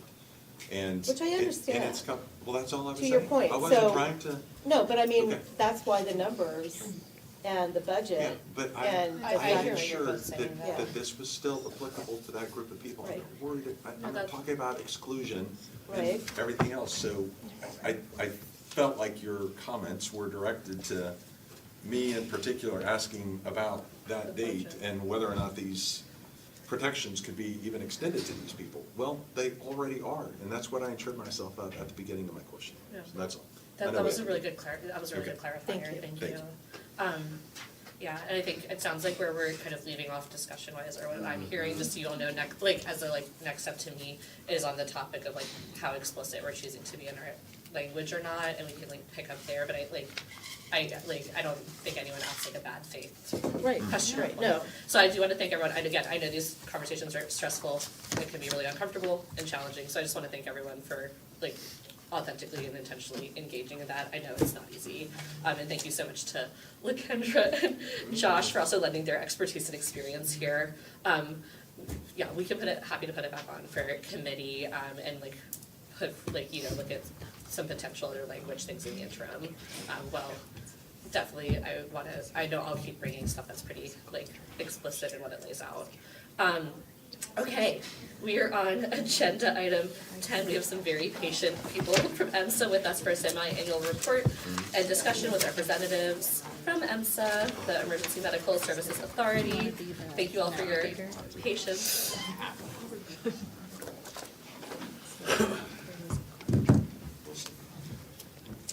Hi, good afternoon. Good afternoon. How are you? Should have been good morning. Yes. Yeah, Just no, about- good. Did you bring lunch? I didn't, I can have it door dashed. Jonna Easley, EMSA, Jonna Easley, EMSA President and CEO. I've also brought with me Laura Conger, EMSA's Chief Financial Officer, and the face of EMSA that everyone knows and loves, our Chief Public Affairs Officer, Adam Kluka. So very happy to be here. Thank you guys for allowing us. We always love the opportunity to meet with council. We try to do it a couple times a year, just to let you know what's going on with your EMS service and provide you an opportunity to ask questions. I know Adam did pass out a budget booklet. We're not gonna go through that today. Really, that's just supplemental discussion or supplemental material for you to look at maybe this evening when you can't sleep, or to put in your office. To put in your office where, you know, one day you're thinking about something, you have a question, and you wanna know, how is it that EMSA budgets? What do we look at? What's the driver? So really, we just wanted to provide some narrative around our budget and our budget process for you in a way that we haven't really done before. Also, we do hope, and we do have some, if you didn't get a copy or misplaced yours, we do have our annual report, and Adam has brought some additional, we do hope those were delivered directly to your desk, and they have highlighted our previous year and all the great things that are going on at EMSA, or that have gone on at EMSA in the last year. So we'll just start with a couple fast facts for EMSA's, for EMSA, for those of you that may be a little newer to council and haven't really gotten an opportunity to know and hear about us yet. So we are the 12th largest EMS organization in the U.S. Relative to transport volume when combined with the Western Division. It is not a humble brag, unfortunately. It's just indicative of the aging population of the state of Oklahoma and a lot of comorbidity factors that impact the health of our communities. We do hold two external accreditations. One is the Commission on Accreditation of Ambulance Services. The CAS accreditation really sets out industry-wide standards and ensures that those that will track down the CAS application and accreditation process are meeting considerable benchmarks across everything from field operations, deployment, your financial structure, as well as your relationships with your communities. And then the International Academy of Emergency Dispatch. So we are an IAED Center of Excellence. That means our communications center, our dispatchers, and our dispatch process must go through a 20-point of accreditation every other year. And then throughout the life cycle of that, we also go through a variety of quality and performance measures, assessments to ensure that we're meeting dispatch criteria and that our individual dispatchers are meeting dispatch criteria. So we're really proud of those two facts. We are, there's only one other organization, EMS organization in the state of Oklahoma that holds the CAS accreditation, and we are the only center of excellence in the state of Oklahoma through IAED. So Again, just want to make sure that you know that we are meeting several benchmarks and things that you can be proud of to ensure that we are providing excellent service to the citizens of Tulsa. And then the last fast fact on here is EMSA is the lowest cost EMS provider in the state of Oklahoma per the Oklahoma Healthcare Authority. So we participate in a cost report and a data analysis, data collection process every year through the Oklahoma Healthcare Authority. And what that means for you is that we continue to focus heavily on cost containment measures to keep our costs low, which also keeps the costs to our residents low. The EMSA Eastern Division is, well, actually, EMSA is represented by a board of 11 members. And then the Eastern Division specifically is represented by Dr. Goodlow, the representative for the Emergency Physicians Foundation Medical Control Board, Chief Ostrom, who represents our non-beneficiary cities in the Eastern Division, and then 4 EMSA trustees, to include Counselor Lakin, that are appointed by the mayor of the city of Tulsa and then approved by council. Talk a little bit, I know you guys like to know what's going on in your specific districts, so we'll talk just a little bit about community relations and EMSA Care. Adam? Yeah, so this is a breakdown of where we've been in the city of Tulsa over the last 6 months, so from December 1st to May 31st. During that time, we have had just a little over 2,000 unit hours supporting special events within the city of Tulsa. Beyond just those medical standbys, we do free, no-charge community demonstrations. So, you know, if we're in a parade, we attended Counselor Bengal's district meeting, Cub Scout First Aid Merit Badges. As you can see, we've had pretty good coverage across the 9 districts. I brought business cards for our community and special events coordinator, Riley Howard. Riley would be happy to set up anything in your district that you'd like. It's important for us to get out in the community and interact with the citizens of Tulsa. EMSA Care Open Enrollment Month for the city of Tulsa is fast approaching. It's hard to believe it's mid-June on August 1st. Open Enrollment Month will start. We are coming off our most successful EMSA Care enrollment period in the city of Tulsa in our history. So last year, the marketing related to EMSA Care reached 95% of all residents in the city of Tulsa. And then our digital marketing elements, those banner ads and social media ads, we saw a 45% uptick in engagement. So people taking the step to click on the ad and then go to the city's EMSA Care portal.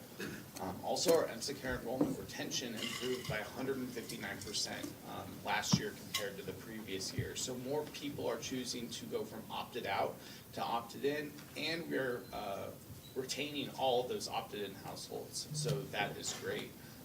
We really enjoy working with the city and the customer care and the utilities team and the code enforcement for those multifamily housing accounts. It's great to work with them. Can you, I have a question. When it says 74 hours in community education and they list the districts, what do those numbers mean? So those are event specific. So in District 1, we had 2 events. In District 2, we had 2 events. So those are just the events for that 6-month time period. Oh, okay.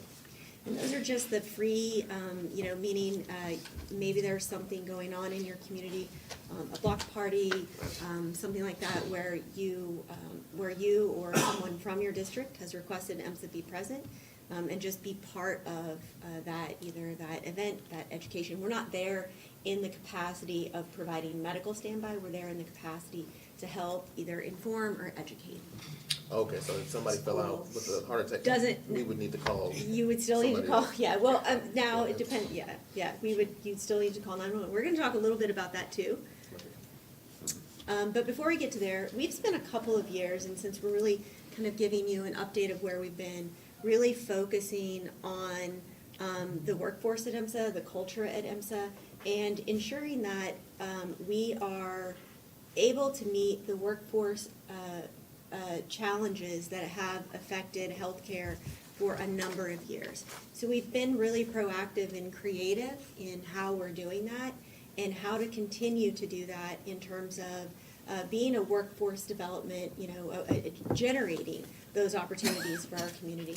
So the one that we're probably the most proud of, and we've been in this just a little over 2 years now, is the IMSA Advantage program. So that's an in-house, no out-of-pocket EMT training program. So we do have a pretty extensive vetting and application program. And an individual can come in with absolutely zero medical training, zero EMS training, go through that program with us, and then be guaranteed and also commit to an 18-month employment at IMSA at a wage that is above market. We pay for their education, we pay for their hours in school, and then we give them the opportunity to be successful in our system as an EMT, as a qualified and credentialed EMT. By the time, 3 years from now, they want to move on into something else, it's something that they can take with them. We've graduated more than 75 IMSA Advantage students, and they have become credentialed EMTs in the Eastern Division system. So we're really proud of that. They actually make up more than 50% of our EMT workforce here. Oh, wow. Yeah, the second opportunity is our in-house paramedic program.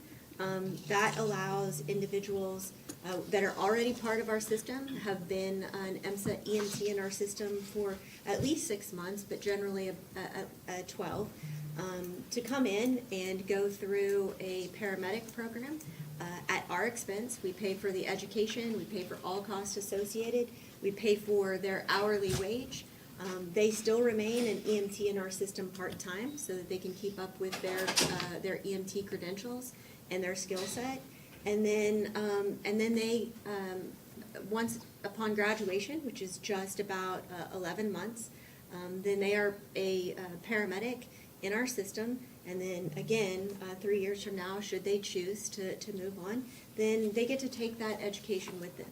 We have graduated 38 paramedics since mid-2022 in the Eastern Division, with another 18 that will be graduating in the next 30 to 45 days. It's really important for us. It doesn't mean that we're not still partnering with the technical schools and all of the other EMS programs not only in Tulsa, but in across the region. It just means that no longer are we utilizing that solely as entry and recruitment opportunities. We're really creating our own opportunities to mitigate some of the volatility in the healthcare workforce shortage. That has created a 14% uptrition, meaning that people come in at a lower level credential or in a lower level position, and then move up into a promotional role, and decreased our attrition over the last year by about 6%. So we're really, really proud of that. Our values drive everything we do. First and foremost, we are patient-centered. Our patients are they are the driver. Our team, also team-focused. And then as a not city department, our drive is to be fiscally responsible and highly accountable to the communities and the patients that we serve.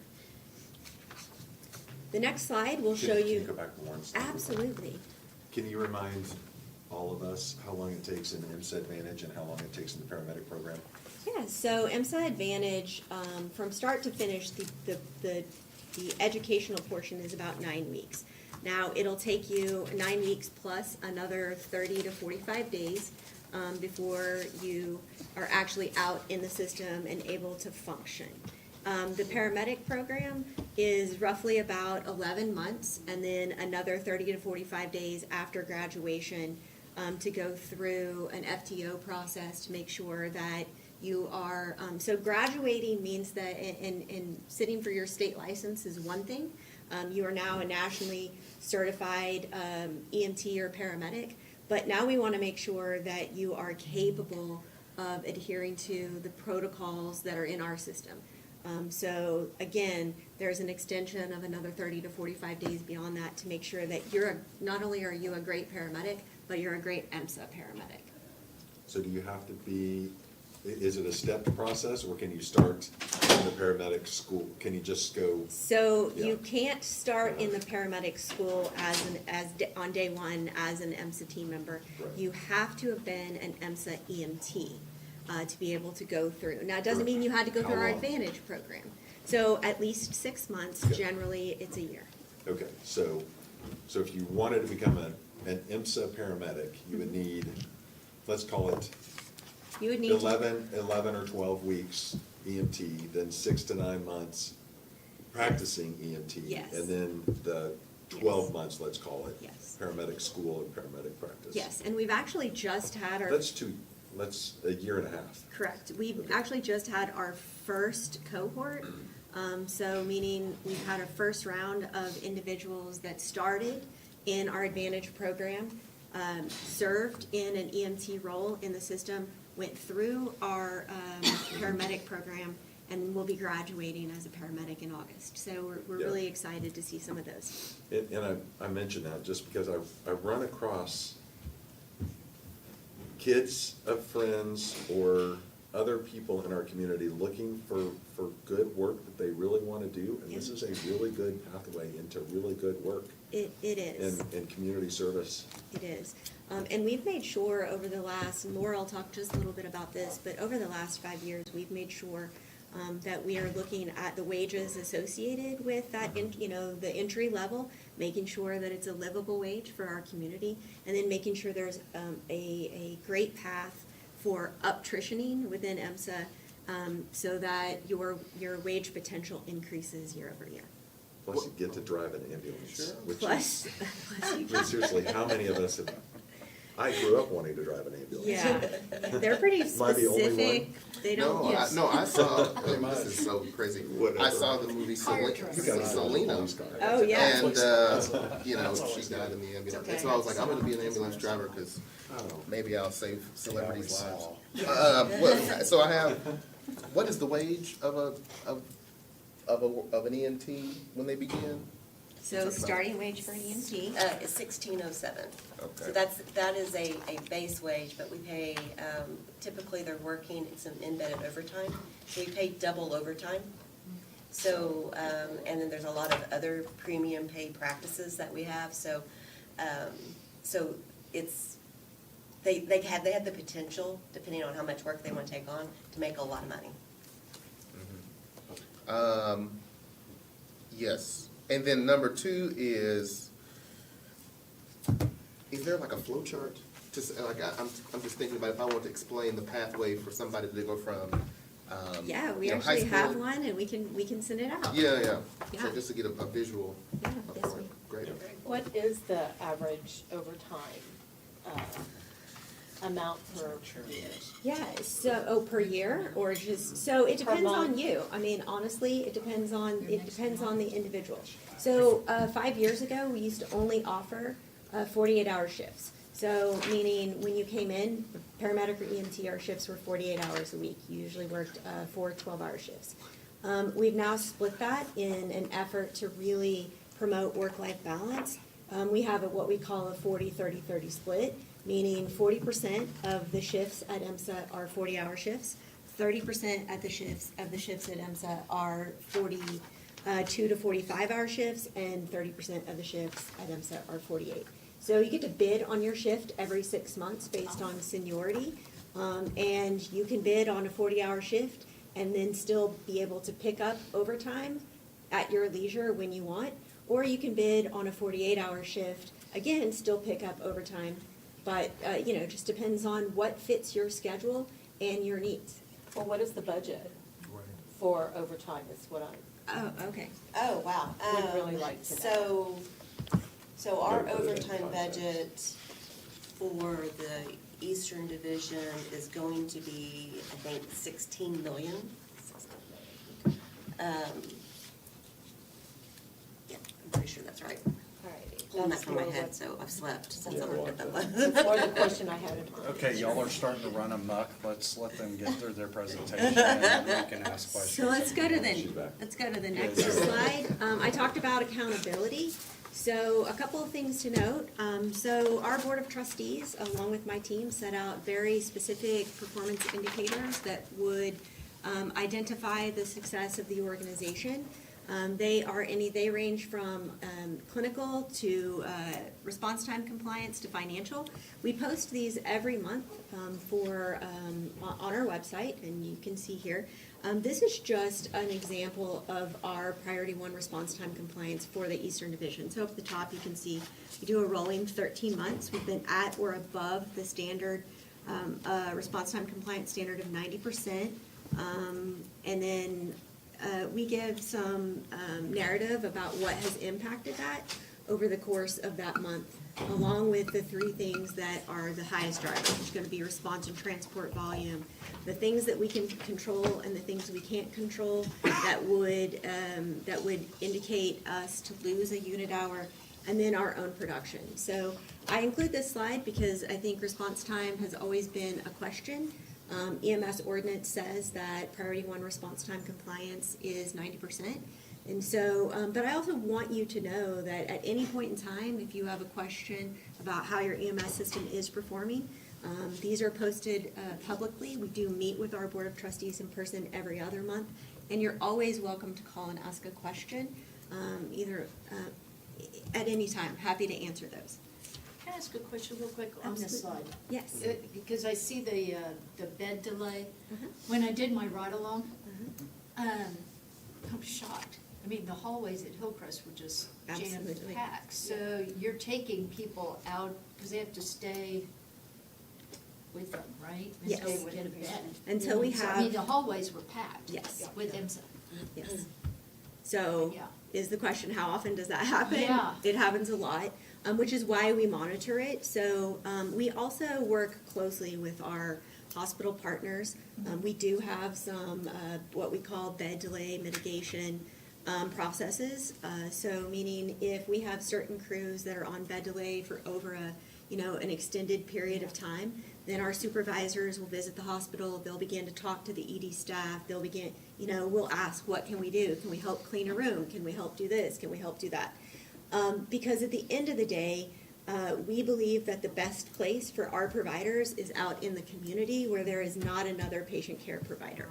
And so we try really hard to work with the hospitals on mitigating bed delay. You'll see them always go up during seasonal flu and things like that. But they have been a problem in our community for a long time.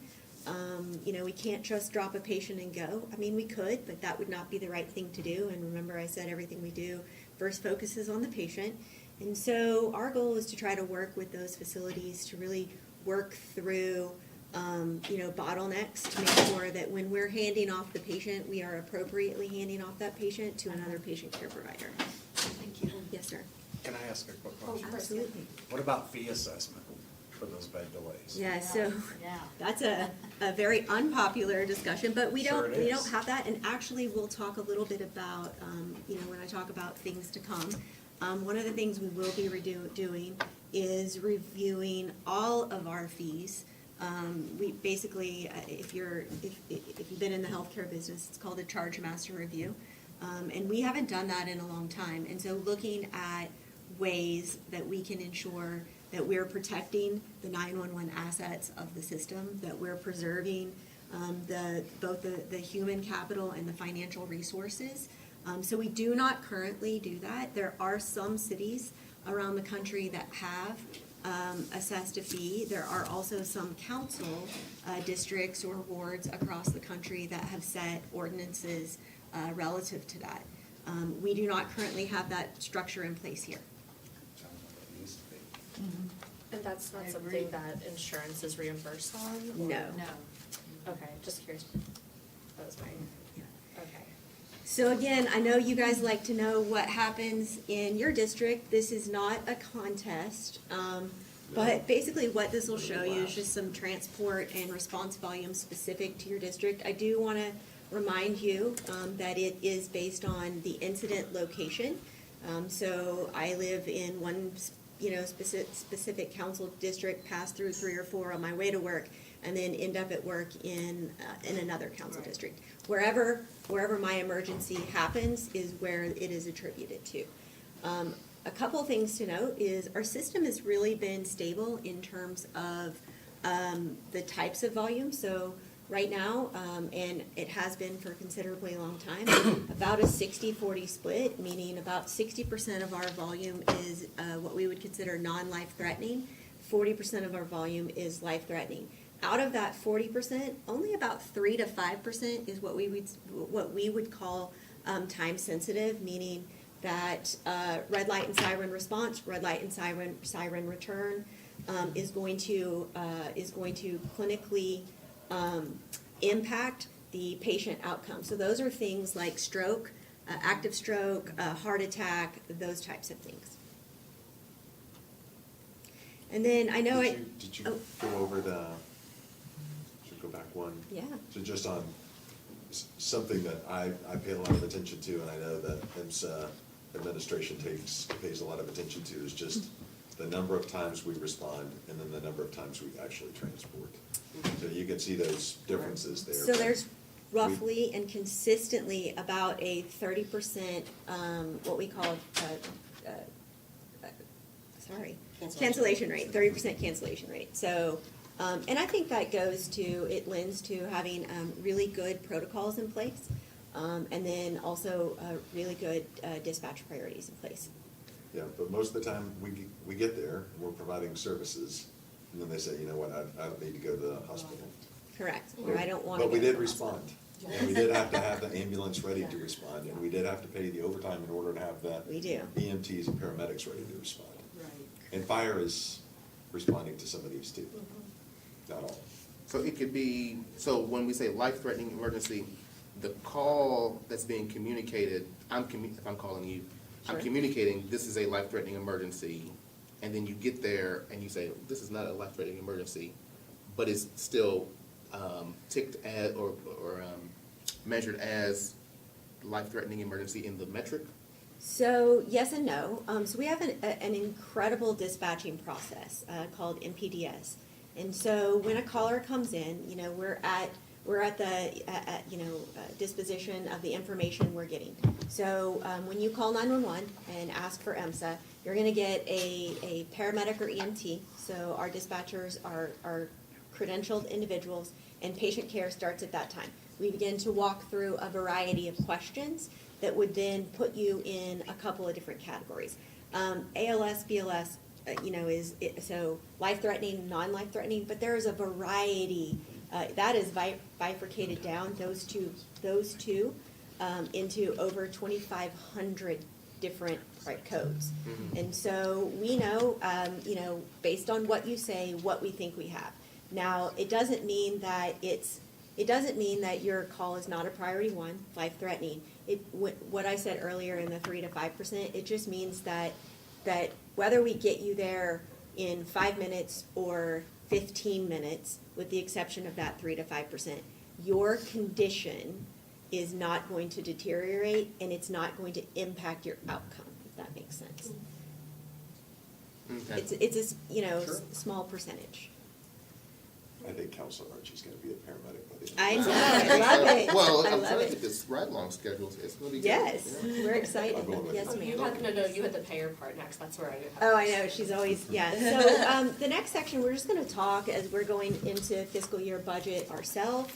We're going to talk a little bit about what our budget looks like and what drives that. So I'm going to hand this over to Laura for just a couple minutes. Right. So for FY26 budget, these are some highlights. First of all, we are budgeting just slightly over 93,000 transports for FY26 for the Eastern Division.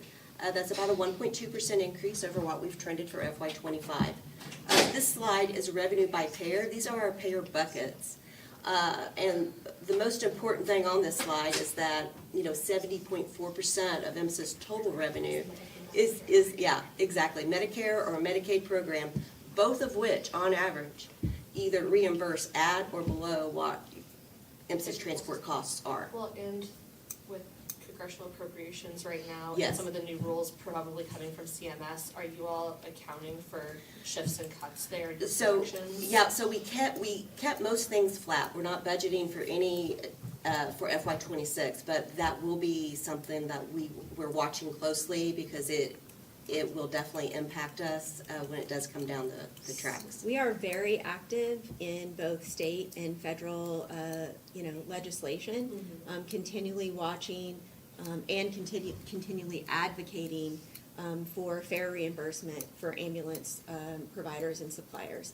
So for the upcoming fiscal year, we do, again, expect our reimbursement levels to remain flat as well as our payer mix.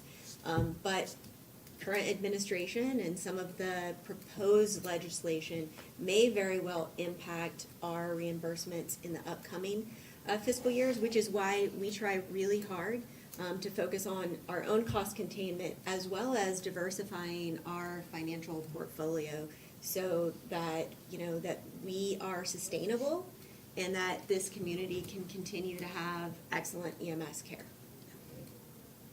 Next slide. This is our FY '26 operating revenue sources, and as you can see, 86.7% of our operating budget is funded through patient revenue. 11% is our IMSA Care draw. This is just a quick look, a year-over-year comparative on our operating expenses. Probably the biggest thing to note on this is that despite very high inflationary economic environment, we've done a good job of containing costs. Over 70% of our operating budget, our expense budget, is driven by compensation. And over 80% of that compensation budget is frontline employees. So the individuals directly providing care either in the field or in our communication center. Right, and those positions in particular, we talked about wages earlier. Since the end of FY '22, on average, starting wages have increased for those positions on average 26%.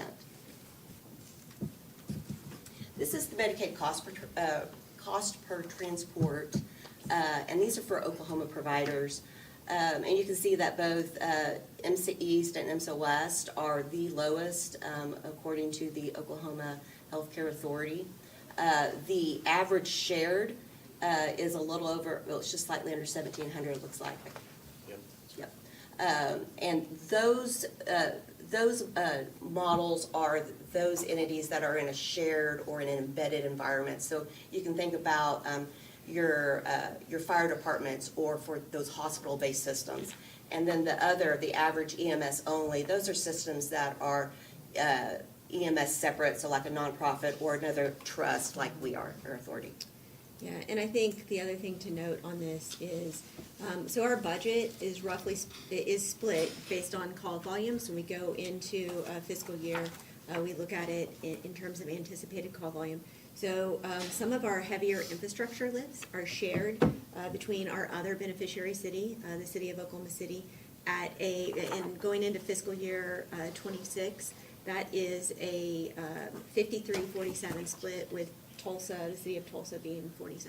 So it really just goes to show that when you're speaking about, infrastructure or infrastructure changes that are, millions of dollars, we are able to share those costs between the two cities, still keep our costs low, which also means that our patients are paying less out of pocket. This is the IMSA Care funding trend for both the city of Tulsa and the city of Oklahoma City, and it's a 5-year look back. The item of note on this slide is that our annual growth rate has been 7.9% on our budget, on our operating funds, while our IMSA Care funding growth has only been 1.1%. So we're continuing to, what we view as close that gap on long-term sustainability financially. With the difference in population between Oklahoma City and Tulsa, I know where the you're going. numbers look odd to me. They're Yes. very similar, so Well, but it's getting Explain how better. that- But it's getting better, right? Well, we can. Actually, you would be surprised that the transport volume between the city of Oklahoma City and the city of Tulsa is relatively the same. Okay. Yeah, Do they, you have any drivers of that that you're aware of? I'd like to know. of the funding difference or the? No, of why the about that. transport volume is relatively Oh. the same. People, I mean, even though the the population- population yeah, the- sizes are Are different. Oklahoma, people in Oklahoma City just way healthier than us? That's Well, bad. I can give you a little bit of information there, is that when you look at patient mix, and you can make whatever correlation you wish to this, we have in Tulsa, there's a higher self-pay and Medicaid population than what you see in Oklahoma City, which has a much higher commercial.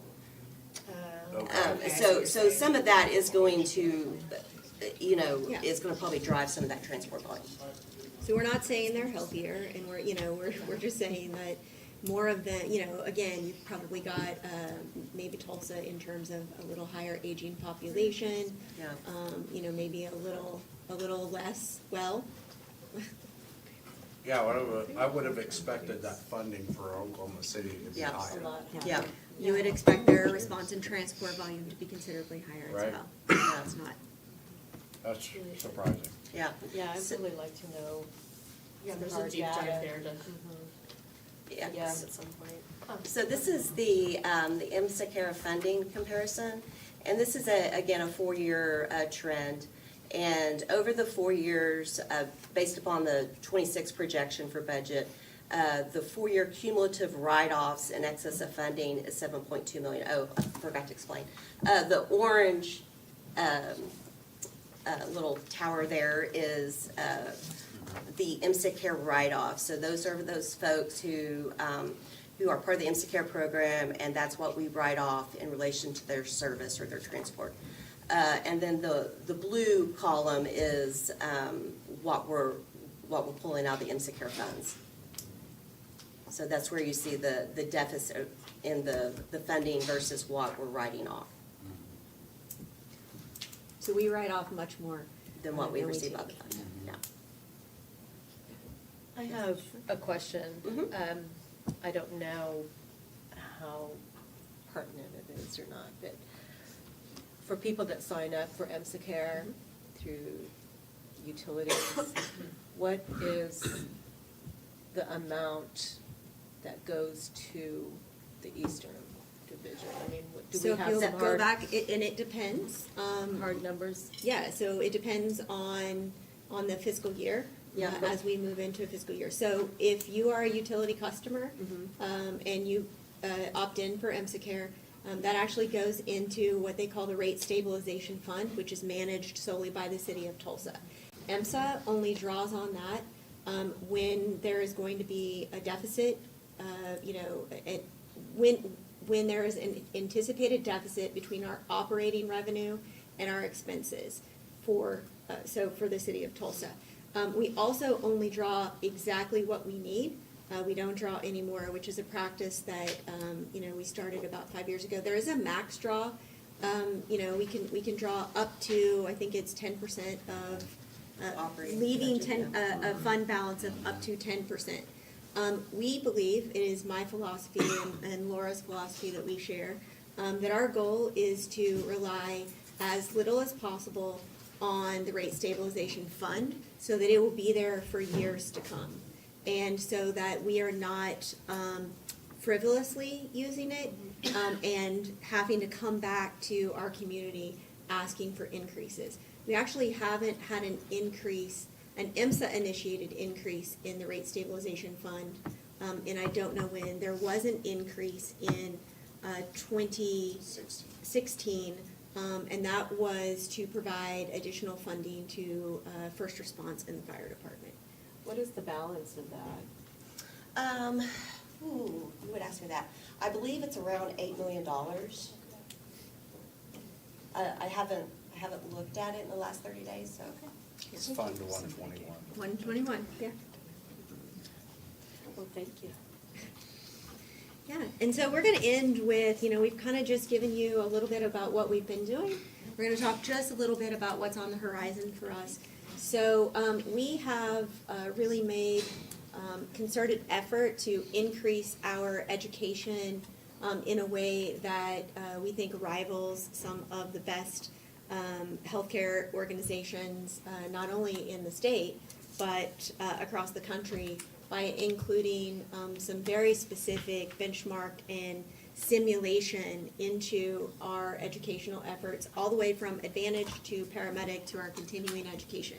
We'll be pairing that with a 360-degree simulation lab that will be located in our annexed complex that we just built, that we just acquired, just south of our current location off Pine and Lansing. And so, we hope that when we have a grand opening for that you all will attend. But just the level of experience that provides a clinician to be able to immerse them in not only a learning environment that is proctored, but an environment where it is really simulating real world events, whether it's a hospital room, patient's bedside, or the intersection of Pine and Peoria.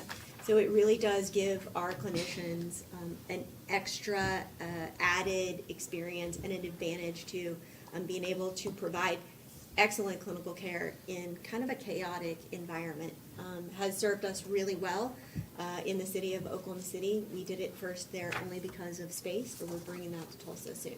And then we'll be seeking clinical accreditation for not only our simulation program, but also our continuing education and our paramedic programs that will allow us to not only benchmark nationally, but ensure that we are providing and ensure our communities that we are providing the best possible education to create the best possible clinicians.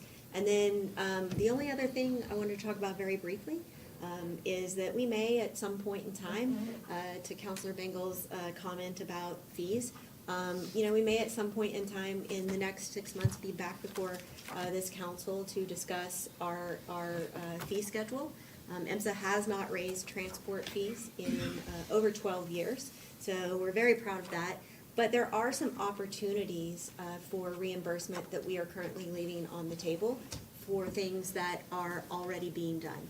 And so we want to make sure that when we come to council and when we come to the EMSA Board of Trustees, that we have taken a holistic and comprehensive look at that, and that you guys, if asked to increase rates or add to our fee schedule, you know exactly what we're doing and what the impact of that will be on our community. Well, some of those decisions, just a clarifying question to that, and then Councilor Dutton, and pizza's been ordered, I just learned to my council really? colleagues, Oh, thank okay. goodness. I know, because we were all like, because you already were so patient, so no one wants to cut into your time, but I know we were all worried about lunch, let's be real, or at least my eating for two was. Okay, so making sure everyone gets that important announcement, if you guys want pizza, we're still here. I was gonna check on, is some of what you're describing with like taking a look at those fees kind of contingent on what plays out with Medicaid, Medicare? Like do some of those, I wasn't sure. No, not particularly. Okay. I mean, it can be. So, certainly because Medicare and Medicaid make up 70% of our payer population, and knowing that they reimburse, fairly low. There may be a request to increase, I don't wanna say yes or no, I wanna make a purely data-driven decision. Of course. To increase our current fee structure for ALS and BLS. But I'll just give you a quick example.